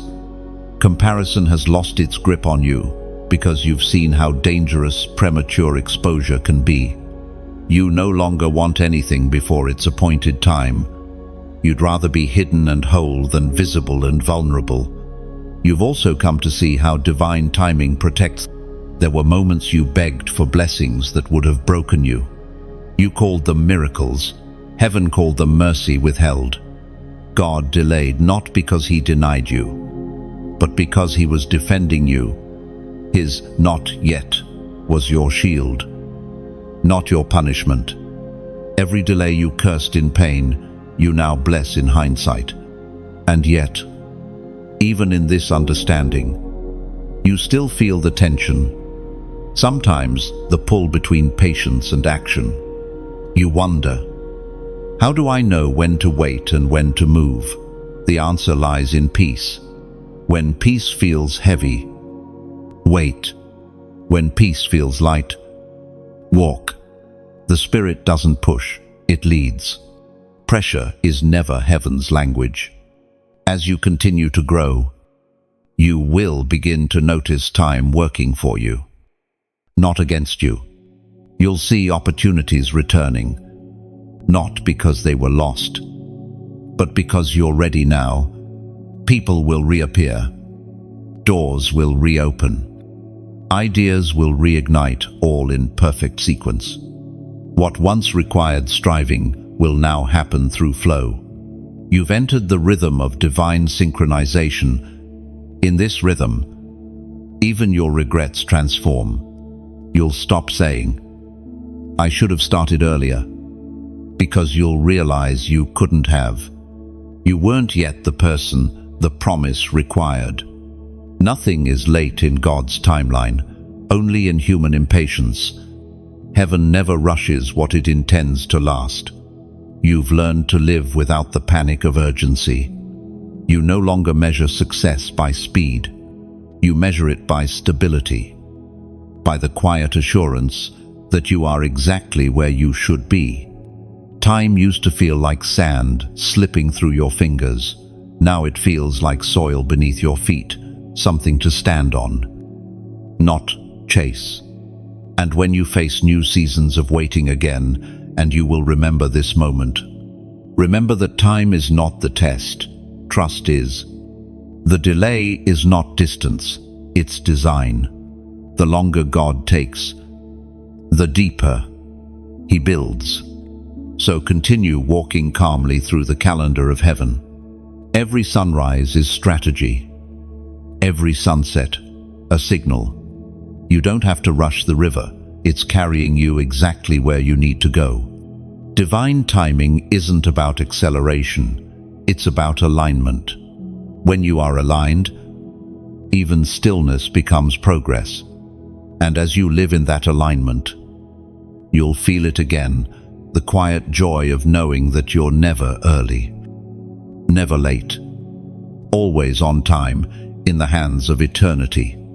You are entering a sacred alignment now. Chosen one.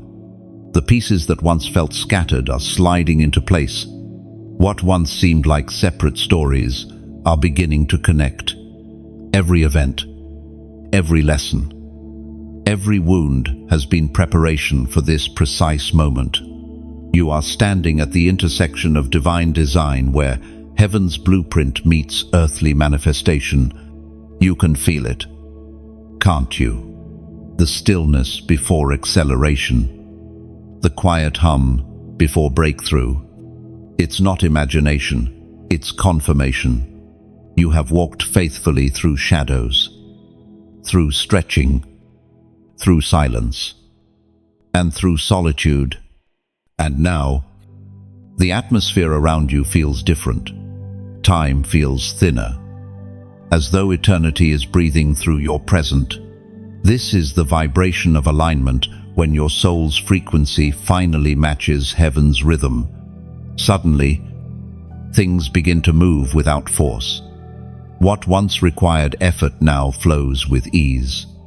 What was locked begins to open, not by your strength, but by divine synchronization. You've spent seasons asking, when will it happen? And now God is answering. It already has. Alignment doesn't wait for the future. It starts in awareness. When your heart and heaven agree, Creation responds instantly. You've learned this through experience. The moments when you surrendered control were the moments when miracles began to unfold naturally. That's alignment. The art of allowing heaven to finish what your striving could never start. We find in the book of Philippians, chapter 1, verse 6, being confident of this, that he who began a good work in you will carry it on to completion until the day of Christ Jesus. That word completion resonates deeply in your spirit right now, doesn't it? Because you can feel the cycle closing. Old patterns are dissolving. Relationships that no longer serve purpose are fading gently. The desires that once drove you no longer define you. You are not losing. You are aligning. Heaven removes what can't harmonize with what's next. Alignment isn't comfort, it's correction. It demands honesty. It exposes what's out of tune. That's why you've recently felt tension in certain spaces and restlessness in others. Your spirit knows before your mind does when something no longer fits. The shaking you feel is heaven tuning your environment to match your purpose. Don't resist it, release it. You're learning now that divine order requires divine obedience. There's no partial alignment. Either everything flows in harmony or something drags in dissonance. And that's what God is perfecting in you. The courage to stay in flow, even when it means letting go. True alignment costs comfort, but it rewards clarity. You'll lose what's counterfeit to gain what's covenant. The signs of alignment are unmistakable once you learn to see them. Peace returns even when the plan is unclear. Opportunities appear without manipulation. Resources arrive at the exact moment of need. Synchronicities multiply numbers. Words.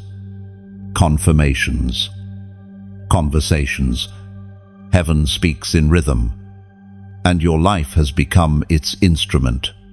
There's something magnificent about living like this, fully surrendered, fully attuned. You begin to walk slower, yet accomplish more. You stop chasing and start magnetizing. People mistake it for luck, but it's not luck. It's law, the law of divine alignment. When you move in purpose, everything destined for you begins to move toward you. You no longer pray from desperation, but from awareness. You say, "Let it be," and creation echoes, "It already is." No. However, alignment also brings exposure. The light shining on your path now reveals what's still unhealed. Old habits resurface, not to shame you, but to show you what can't travel forward. Take nothing into this next season that threatens your peace. Guard your mind. Protect your energy.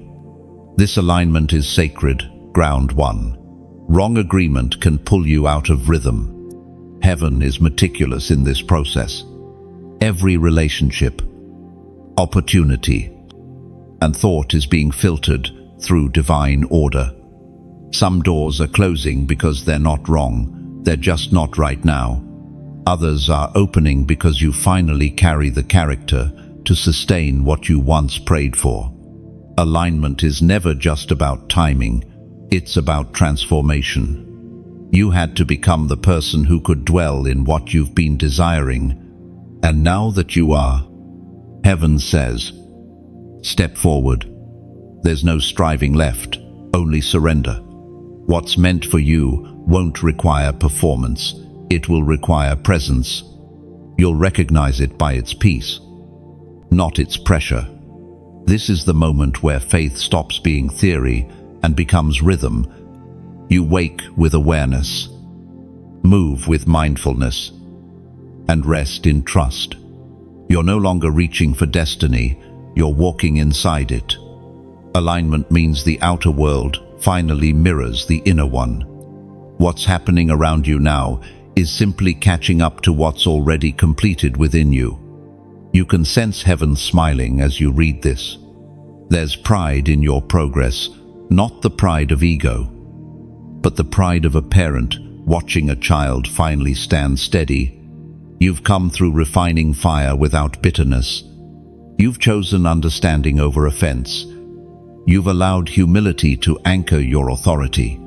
That is what made you alignable. But heaven doesn't let such moment pass unnoticed. There is always a prophetic act, a signal of agreement, a gesture that says, "Yes, I hear and I receive."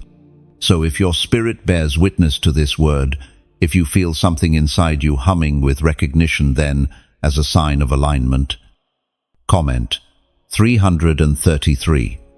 End, not as superstition, but as synchronization, for 3 represents divine completeness, Father, Son, and Spirit in perfect unity. 333 declares perfect alignment, heaven, earth, and your spirit moving as one. When you declare it, you're not just typing numbers, you're affirming harmony. You're saying, my will, my walk, and my worship are one. Oh, this moment is more than encouragement. It's a turning point. You are no longer striving toward purpose. You are embodying it. The alignment you feel now will begin to manifest tangibly through opportunities, favor, and confirmation. Everything that once resisted you will begin to cooperate. The path ahead won't be without challenge, but it will be without confusion. There is a sacred truth about light. It never shines for itself. A candle does not see its own flame, yet it gives warmth and direction to others. You, chosen one, have become that candle. After all the refining, revelation, and alignment, your purpose now matures into illumination for others. The wisdom you've gained was never meant to remain private. Heaven's investment in you is meant to flow through you. Your story is light wrapped in language, and every time you share it, darkness loses another foothold. But illumination requires generosity. You cannot shine and hoard. You cannot be a beacon while withholding warmth. Everything you've received from revelation to restoration was entrusted, not owned. You are a steward of light, a carrier of divine understanding designed to be multiplied, not managed. The kingdom expands through sharing, through sowing, through service. What you release returns in greater measure, pressed down and running over, as Jesus himself declared in the Gospel of Luke, chapter 6, verse 38. Give, and it will be given to you, a good measure, pressed down, shaken together, and running over, will be poured into your lap. Giving isn't always about wealth, it's about willingness. Sometimes the most valuable thing you can offer is your voice, your story, your time, or your empathy. Every act of sincerity becomes a torch in someone else's night. Every word of encouragement becomes a doorway of hope for another heart. You've seen this truth already. When you speak light, people listen. When you show compassion, hearts soften. When you remain kind under pressure, atmospheres change. That is ministry, even if it doesn't look like one. Yet, in this world of noise, light must be carried intentionally. That's why heaven entrusts you with the power to share not just messages, but meaning. Every click, every comment, every act of engagement becomes an echo of hope, traveling farther than you can see. When you like, you affirm truth. When you share, you extend its reach. When you subscribe, you stay connected to a continual flow of anointing that feeds your spirit and others. And when you donate, you do more than support. You sow into the continuation of light. Imagine this. Your act of generosity is like throwing a pebble into still water. You see only the initial splash, but the ripples keep expanding long after your eyes move elsewhere. Each offering of faith, financial or spiritual, creates waves of impact that touch lives you'll never meet. Someone on the other side of the world might find peace because you chose to keep the flame alive. Think of it as tending a lighthouse on a stormy coast. You might never meet the sailors who find their way home by its glow, but your maintenance of that light saves them from shipwreck. That's what your support does. When you pour into what nourishes you, you help ensure that others lost at sea can find direction through the same beacon. And if you felt these words stir your heart, if you felt peace, conviction, or clarity awaken within, then you already know you've been part of something divine. Don't let it stop here. Let the message move through you. Engage with it. Share it. Help it reach the ones still wandering in shadow. When truth touches you, the natural response is to pass it on. That's how revival travels from one illuminated heart to another. Your generosity, however expressed, is never wasted. Heaven tracks every seed. Whether you give a word, a share, or a gift, each act becomes a spiritual exchange, your obedience for someone else's breakthrough. You are financing faith in unseen places. You are investing in healing you may never witness, but heaven will record eternally. Sometimes we underestimate the power of small acts. A single spark can ignite an entire forest. One compassionate gesture can unravel years of pain. One genuine message shared in love can reach someone standing on the edge of despair. That's why God keeps emphasizing stewardship to His chosen. You are not responsible for everyone, but you are responsible for your influence. You've seen what consistency can do, how light compounds when it's cared for. Even a single flame, if nurtured, becomes a wildfire of change. That's what's happening through your obedience. The messages that awaken you are meant to awaken nations. Each moment of engagement helps heaven's frequency travel farther through this digital age. You are not merely scrolling, you are sowing. There's beauty in this divine reciprocity. The more you give, the more you glow. The more you share, the more heaven shares through you. It's a cycle that never runs dry because it's powered by eternity itself. The world runs on scarcity, but heaven runs on overflow. Every act of giving, whether word or resource, expands your capacity to receive. That's the paradox of divine economy. You never lose by releasing light. Still, let your giving be from sincerity, not pressure. The truest offering is not obligation, but overflow. You give because you feel the pulse of heaven within you, because you know what this light has done for you, and because you desire that others experience it too. Let it come from gratitude, not guilt, from awareness, not anxiety.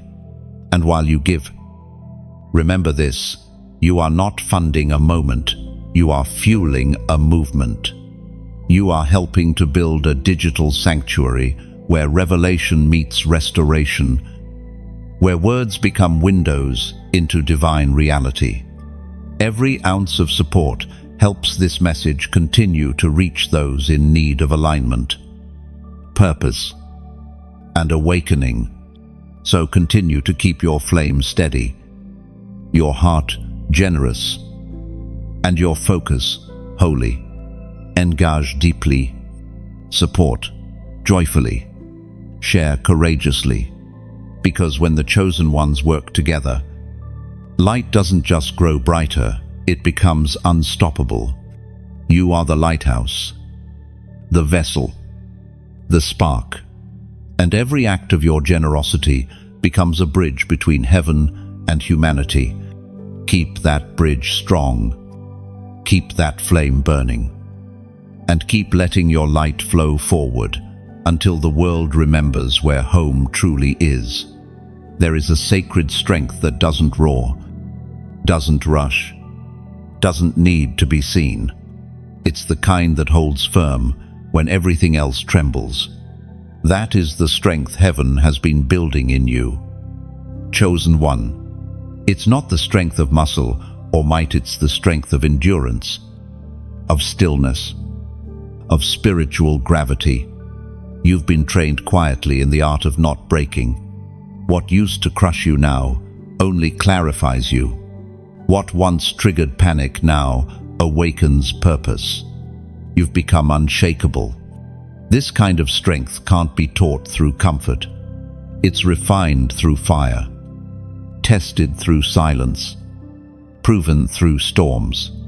You've lived through all three. You've felt the crushing weight of uncertainty and still stood. You've known the ache of delay and still believed. You've walked through rejection and still loved. That's power, the kind the world doesn't understand. Heaven looks at you and calls you fortified. It was proclaimed in the second letter to Timothy, chapter 4, verse 7. I have fought the good fight. I have finished the race. I have kept the faith. No, that's what you're doing. Now, finishing your internal race. Keeping the faith when everything around you says quit. The world sees resilience as stubbornness, but heaven calls it covenant. You didn't hold on to pride, you held on to promise. That's why you're still here. That's why, when others gave up, you grew up.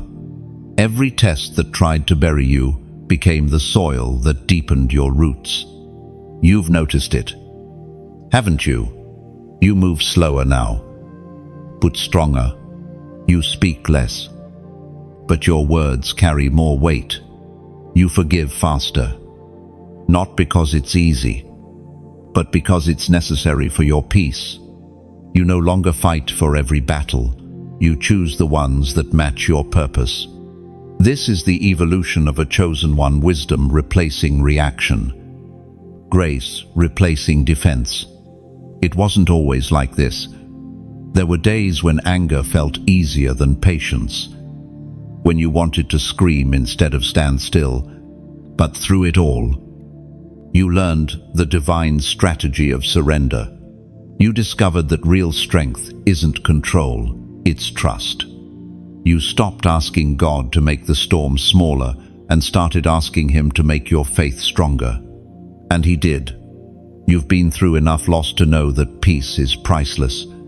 You guard it now like treasure. You've learned to walk away quietly instead of arguing loudly.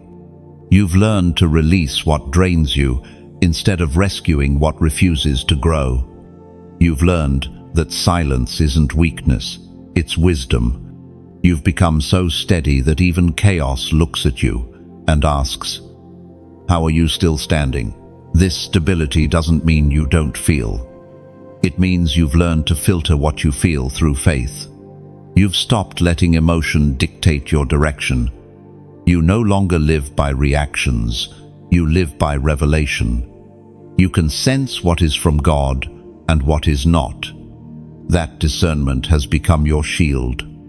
It keeps you balanced when others bend. And yet, even in your calm, there's fire. You carry quiet passion, not loud performance. You burn without smoke.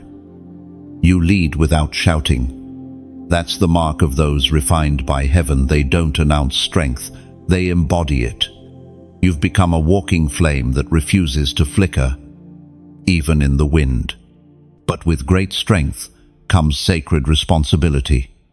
You are no longer called to prove yourself. You are called to preserve peace. You are now the example others will watch in their own storms. Your calm becomes their compass. Your faith becomes their foothold. You will not need to preach for people to believe. Your endurance will speak for you. There's something else happening within you, a quiet expansion. You can feel heaven stretching your capacity. It's not more weight, it's more wisdom. The same challenges that once drained you now drive you. You don't run from pressure. You've learned to transmute it into power. That's how diamonds form in silence. Under strain, far beneath the surface. You've been hidden there, glowing, unseen, waiting for revelation. When God raises you this time, it won't be to prove you can survive, it will be to show you can sustain. The strength you've gained isn't temporary motivation, it's eternal maturity. It's what allows you to walk through life's fire without losing your form. You don't melt anymore, you mold the moment. This strength also brings serenity. You're done over-explaining your calling. Done chasing validation. Done waiting for understanding. You've accepted that not everyone can comprehend the depth of your process, and that's okay. Peace has become your posture. You are at home in your own anointing. You no longer apologize for being chosen. But here's what makes your strength so extraordinary. It's tender. You haven't hardened to survive. You've softened to stay divine. You still love deeply. Still forgive easily. Still hope endlessly. You didn't let bitterness calcify your heart. That's how you know you've truly healed. You became gentle again. The world breaks those who love sincerely, but heaven rebuilds them stronger than before. And if this message is stirring something inside you, if your spirit is whispering, "This is me," then honor that recognition. It's heaven confirming what you already know. You've become unshakable. So, as a prophetic declaration, comment 444. 4 is the number of foundation, and 444 means stability, perfected spirit, soul, and purpose anchored in divine order. By writing it, you're affirming, I am rooted, I am ready, I am resilient. It's not just a number, it's a signature of strength, a way to say, I stand in what God has built within me. Every soul chosen for divine work eventually faces its final test, not of power, but of purity. You have entered that quiet crucible now. Chosen one. After strength comes refinement. After revelation comes responsibility. Heaven is no longer asking what you can see. It's asking what you can steward.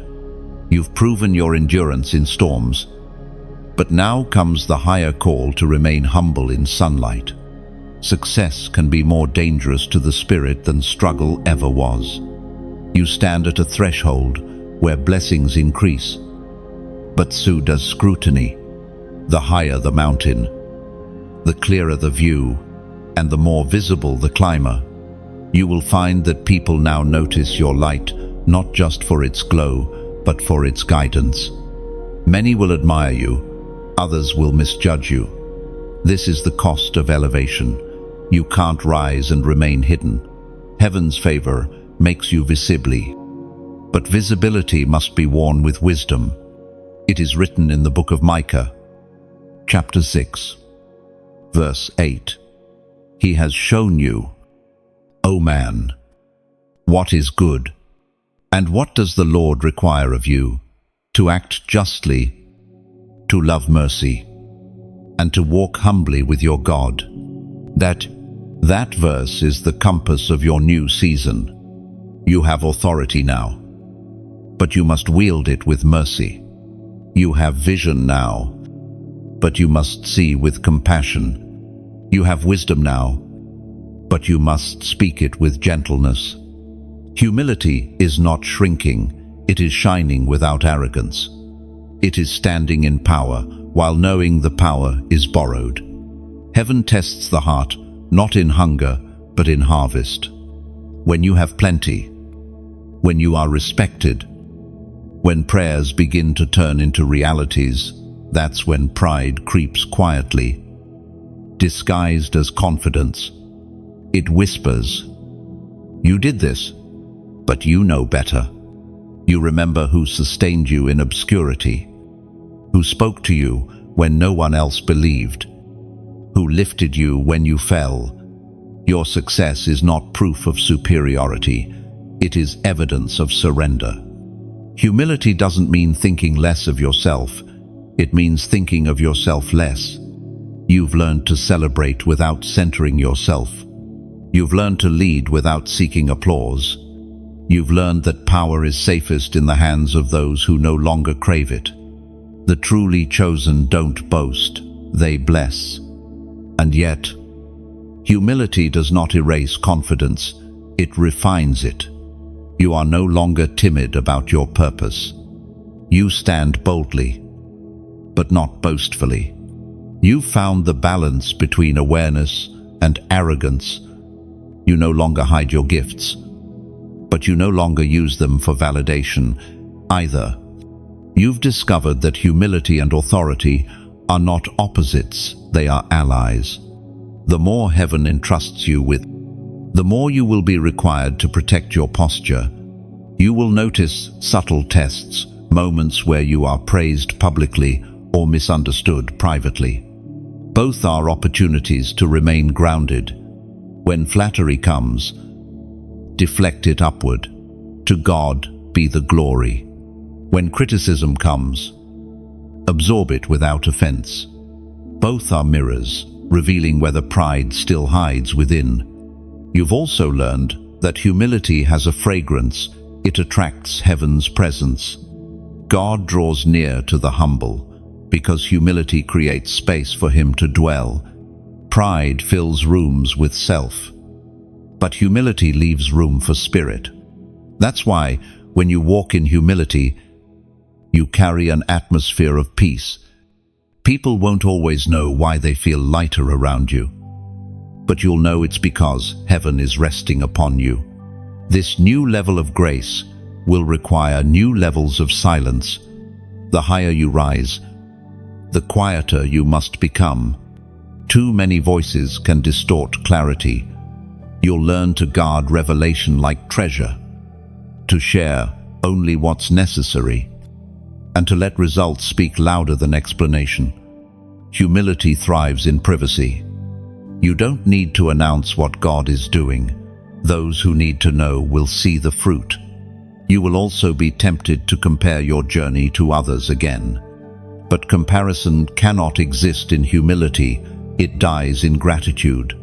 The moment you thank God for your portion, envy dissolves. You realize that divine timing customizes every destiny. Someone else's acceleration does not threaten your direction. You are running different races on the same road of obedience. There will come times when humility will be mistaken for weakness. Some will take your silence as surrender, your kindness as naivety. Let them. Their misjudgment is your protection. The humble rarely need to defend themselves. Heaven does it for them.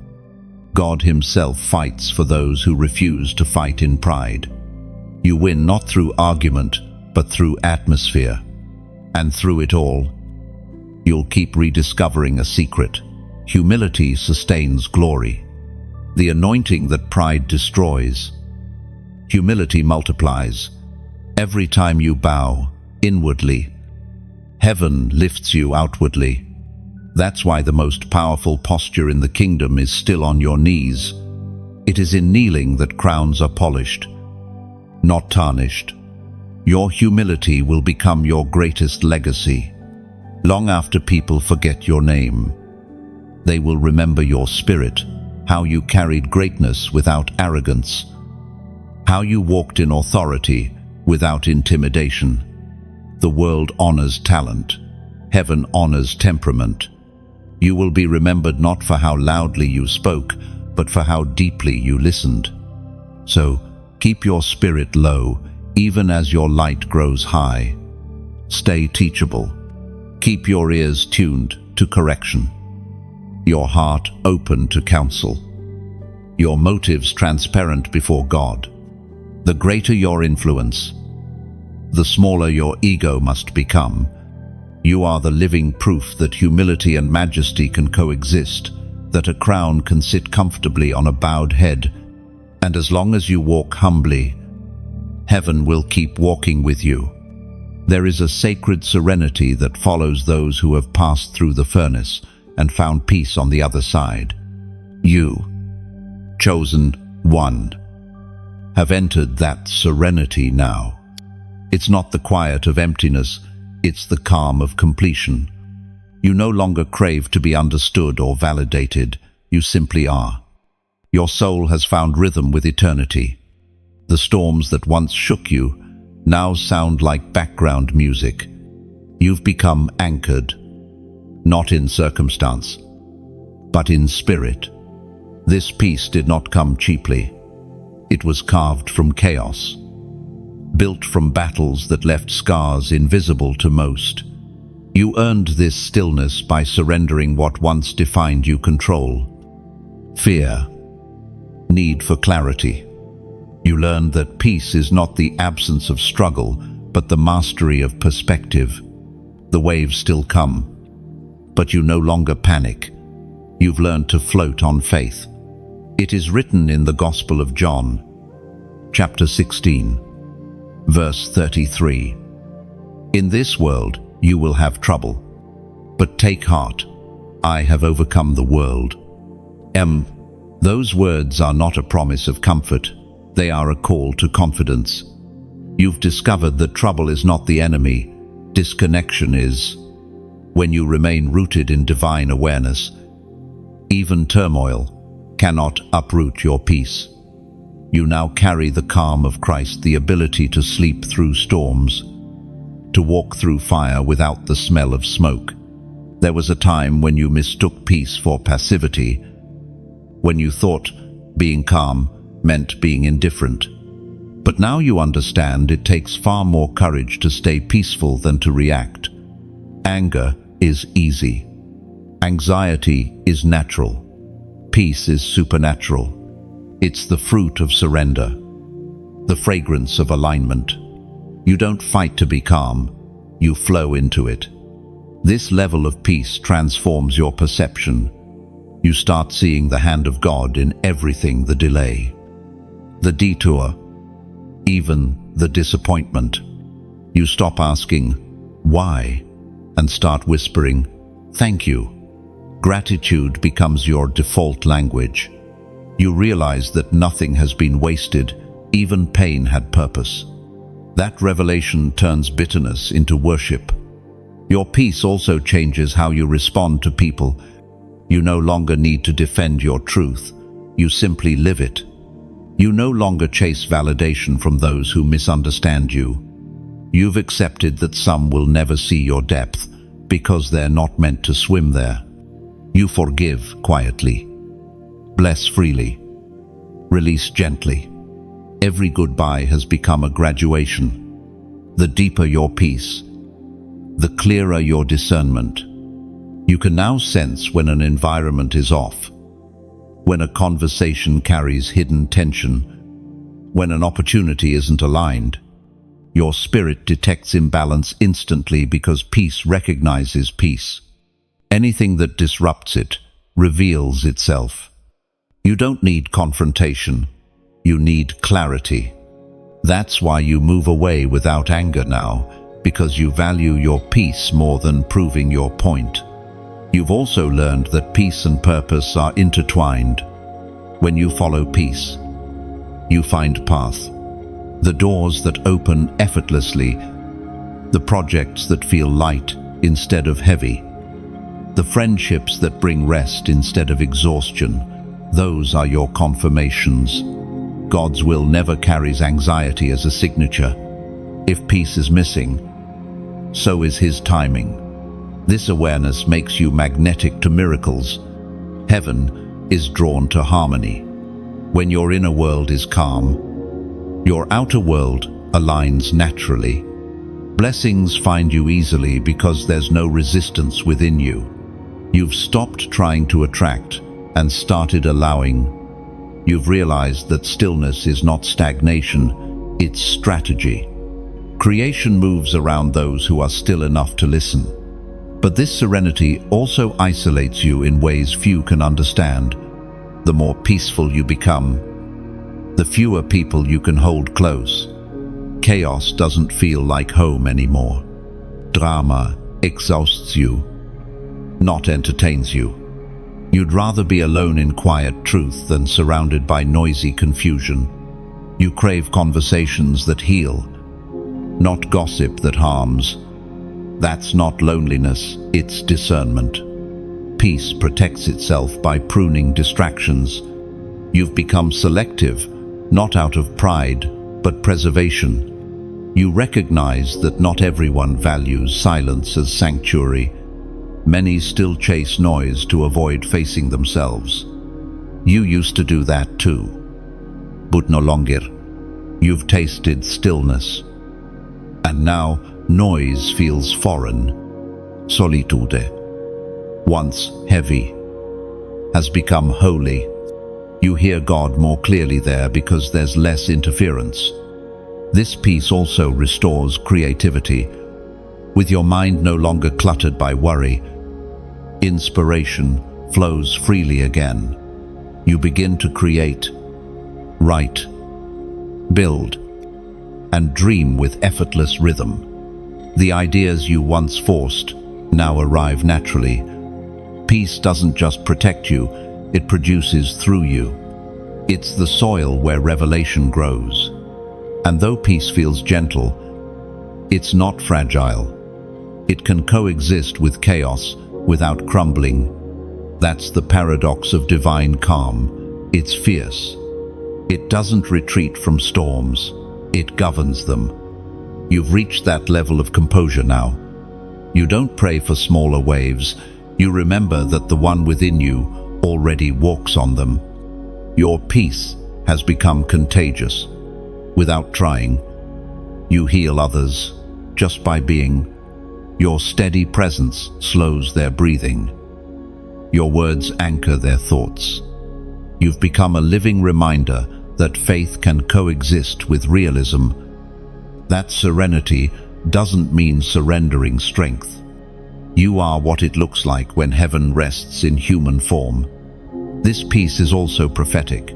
It points forward. It signals that the greatest battles are behind you, that your spirit has learned to master the art of stillness. What lies ahead won't shake you, because you now carry stability as your identity.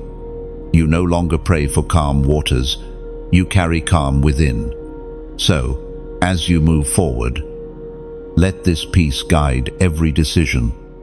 Guard it like the sacred treasure it is. Choose it in every conversation, every transition, every temptation.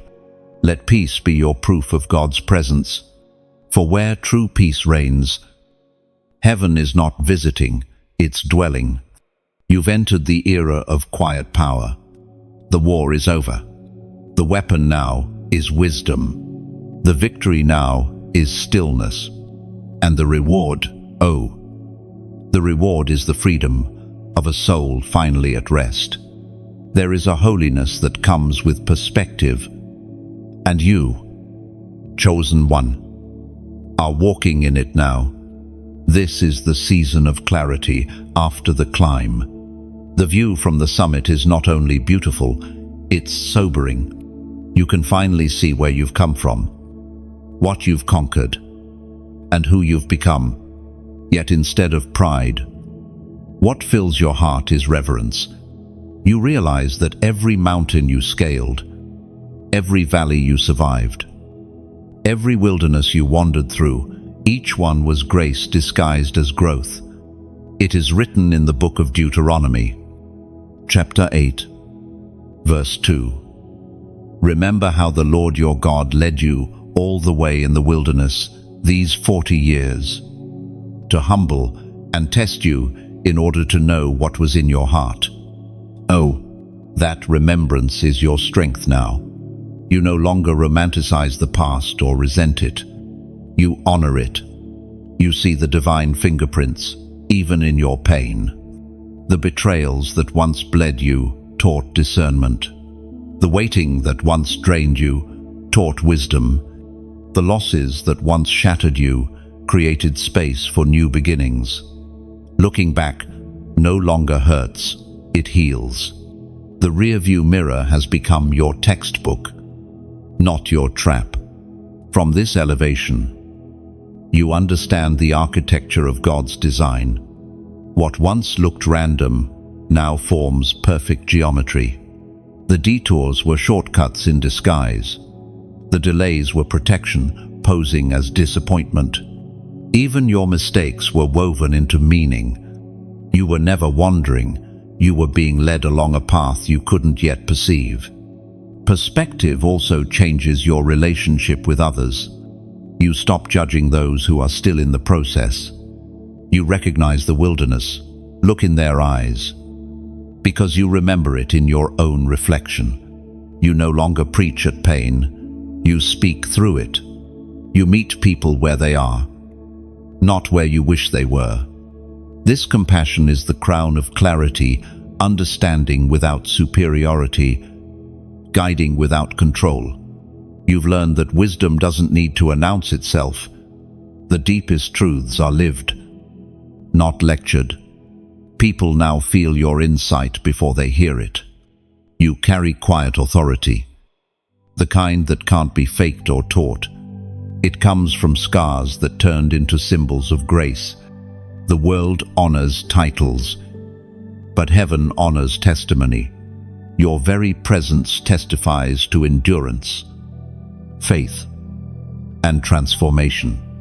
And yet, you know this view isn't the end, it's preparation. Every mountaintop is a classroom, not a castle. You were brought here to see clearly so that you can descend with direction.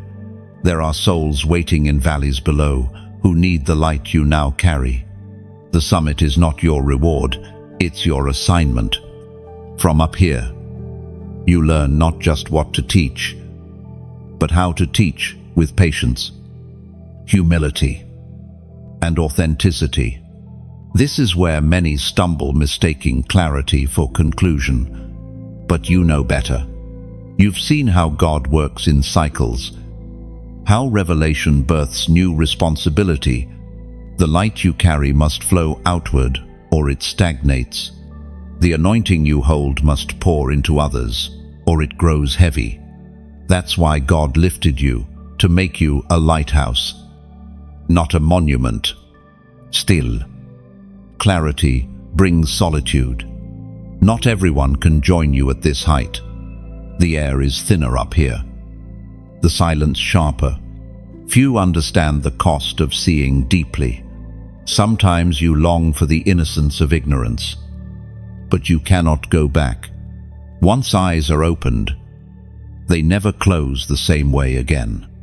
You are called to dwell in light, even when it exposes what others prefer to ignore. From this vantage point, gratitude becomes instinct. You find yourself thanking God for things you once cursed. The prayers He didn't answer now make perfect sense. The people He removed, the opportunities He blocked, the doors He closed, they were all part of the choreography of care. You realize He wasn't punishing you, He was positioning you. And so, you walk lighter now. You don't fear the unknown because you've seen how perfectly it unfolds. You don't cling to outcomes because you've learned that divine timing is self-fulfilling. You don't question God's silence anymore because you've lived long enough to recognize it as strategy. Faith has become your default, not your effort. This peace gives you vision, and this vision gives you balance. You can stand between past and future without being torn by either. You can love those still behind you without losing your forward focus. You can hold joy and sorrow in the same hand and call both holy. This is maturity, the ability to honor every stage without idolizing any of them. Even the horizon looks different now. You no longer see someday as distant.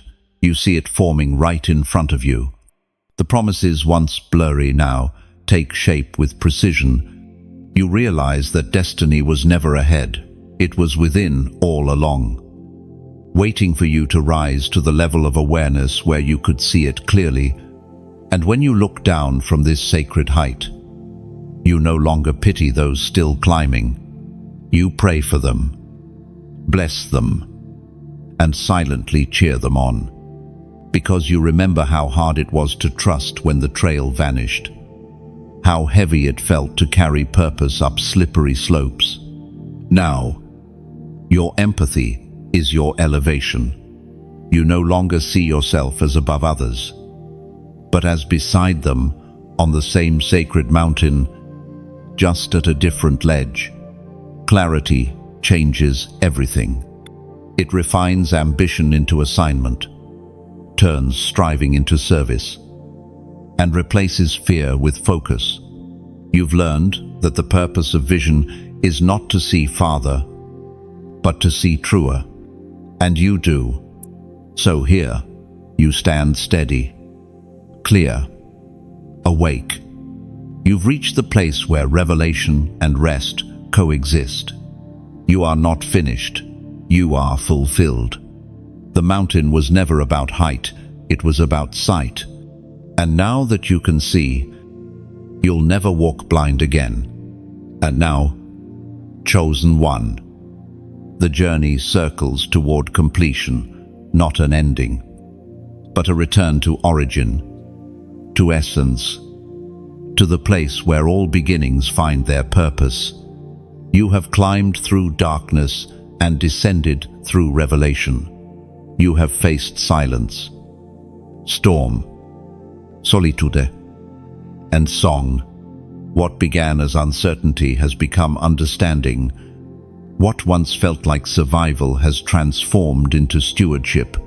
You stand now, not as the wounded one, but as the witness, the living proof that heaven's word does not return void. Every lesson, every season, every scar has converged into one truth. You were never wandering.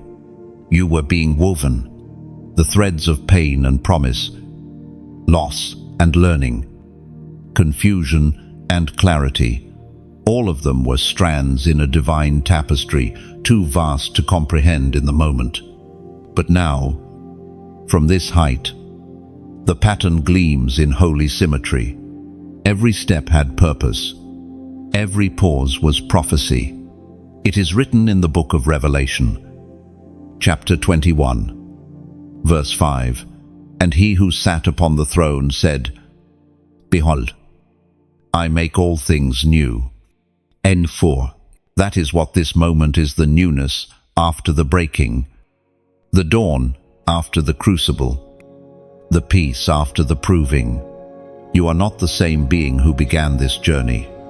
You've shed illusions, released fears, and exchanged survival for surrender. You've learned that holiness isn't perfection, it's wholeness.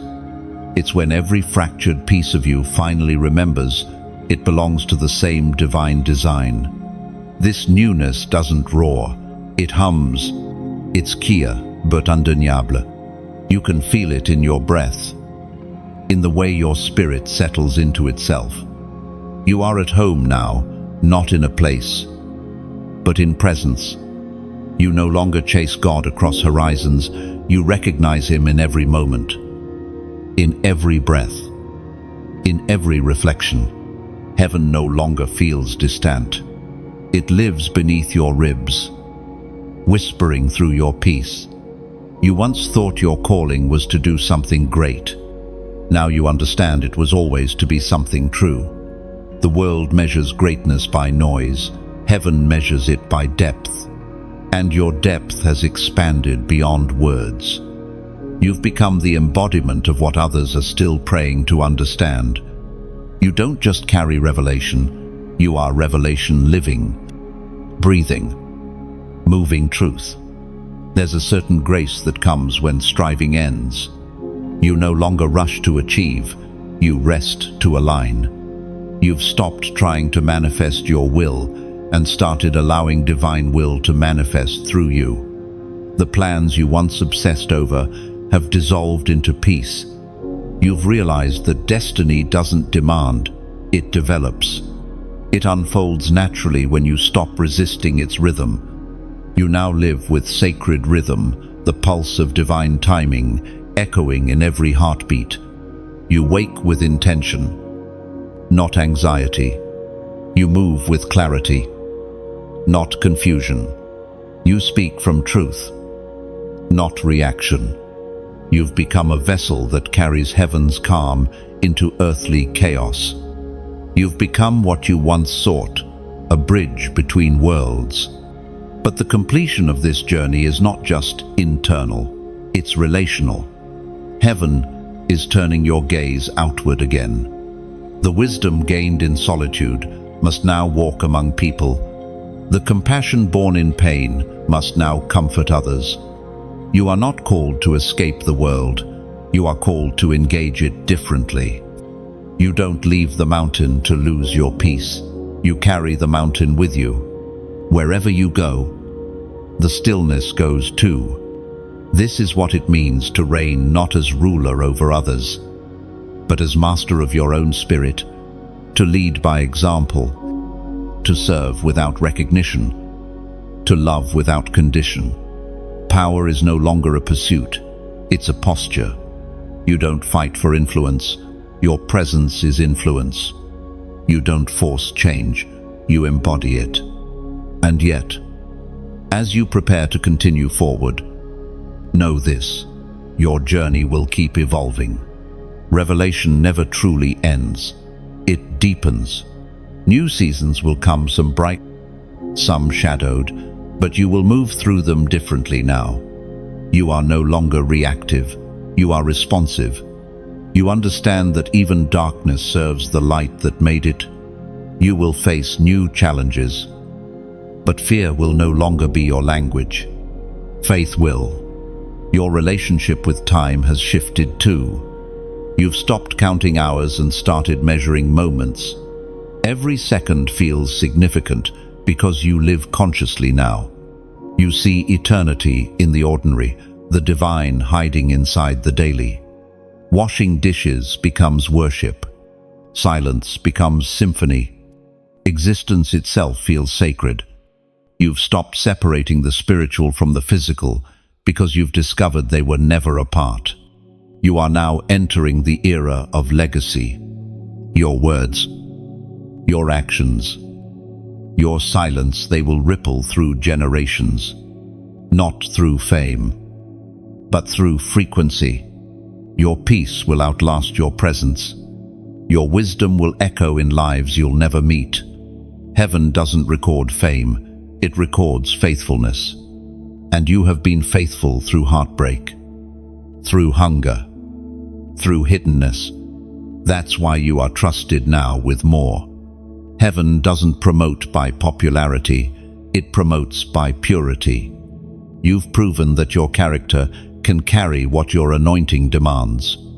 You are ready, not because you're perfect, but because you're whole. Wholeness looks different than you imagined. It doesn't always sparkle. Sometimes it just looks like being content in the quiet, smiling without reason, breathing without worry. It's not the absence of struggle, but the presence of understanding. You no longer need everything to make sense. You simply trust that it does. You've stopped demanding signs and started embodying them. Look at you now, once the seeker, now the source. Once the wounded, now the healer. Once the questioned, Now, the answer. You've crossed from revelation into realization. You've become a living testimony that divinity and humanity were never meant to be at odds, they were meant to dance.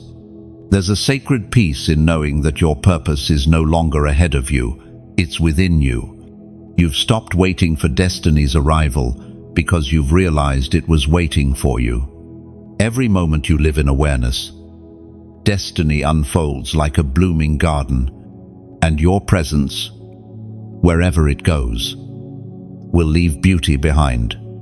You will still feel the weight of being chosen, sometimes heavy, sometimes holy, but you will carry it with grace. You will move through crowds and remain untouched by chaos. You will speak few words, but each will carry eternal resonance. You will touch lives quietly and shift atmospheres invisibly. That's what happens when heaven fully inhabits a human heart. And when people ask, "How did you get here?" you'll smile and say, "By grace alone," because that is the truth beneath it all. Grace carried you when strength couldn't. Grace corrected you when pride blinded. Grace rebuilt you when life broke you. Grace is the secret melody that played through every chapter of this divine composition. So now, breathe. Beloved, stand in your stillness. Feel heaven's quiet applause. The angels who walked beside you in the dark now watch as you rise in light. The journey has come full circle, not ending, but evolving. The same God who began this good work in you is not finished. He's simply begun again through you. As you, within you, the circle is complete. The light has found its vessel. The chosen one has become the reflection of the very glory that once called their name, Chosen One. If you are still here, still reading, still breathing through these words, then heaven is bearing witness. You made it. You didn't just listen to a message, you lived one.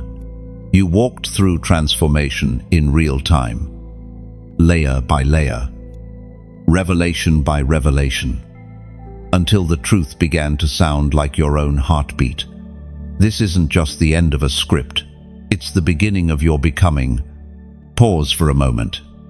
Feel it. That warmth in your chest, that stillness in your mind, that's confirmation. You have arrived at a place within yourself that no storm can touch. You are no longer searching for light, you are the light. What was once prophecy has now become identity. This is your calling now, to let that light shine, to carry peace where chaos lives, to speak love where silence lingers, to live as the proof that heaven still breathes through humanity. The same grace that found you wants to flow through you. Someone out there is praying for a sign right now, and that sign might be you. If this journey touched your heart, if even one section spoke to your soul, I ask you to take one final step. Let the message travel further. When you like, you strengthen the signal. When you share, you send the light into another life. When you comment, you add your voice to a growing chorus of awakened hearts. And when you subscribe, you stay connected to the flow of divine revelation that continues to pour out for those who hunger for truth. These small actions are not about algorithms, they are about agreement. They say, "Yes, I receive this. Yes, I'm part of this movement. Yes, I want the light to keep burning." Your interaction is the modern form of fellowship, your digital amen. And if your spirit feels led, if you want to help sustain this ministry of words and wonder, you can donate as an act of gratitude, not because you have to, but because you want to, because you've tasted the nourishment and wish to feed others. Every offering, no matter how small, becomes oil for the flame. Together, we keep the fire alive so that someone else in the dark might find their way home. You are part of something eternal now. Every click, every share, every word spoken in faith is a ripple in heaven's river. What touched you here will move through you to others. That's how revival begins, not in crowds, but in hearts. So, beloved, before this moment closes, take a deep breath and whisper your gratitude. Say, thank you for the storms that shaped you, the silence that steadied you, and the light that now fills you. You have walked from revelation into reality. You are the chosen one, not because of perfection, but because of purpose. Now go live boldly. Love freely. Forgive quickly. And keep shining. For when you do, heaven leans closer, and the world becomes brighter. If this message resonated with you, don't keep it silent. Like, share, subscribe, and comment your reflection below. Tell the world what part touched you most. Your words might be the spark someone else has been praying for. Until we meet again, in the next message, stay anchored, stay anointed, and stay awake. The journey continues, and so does the light.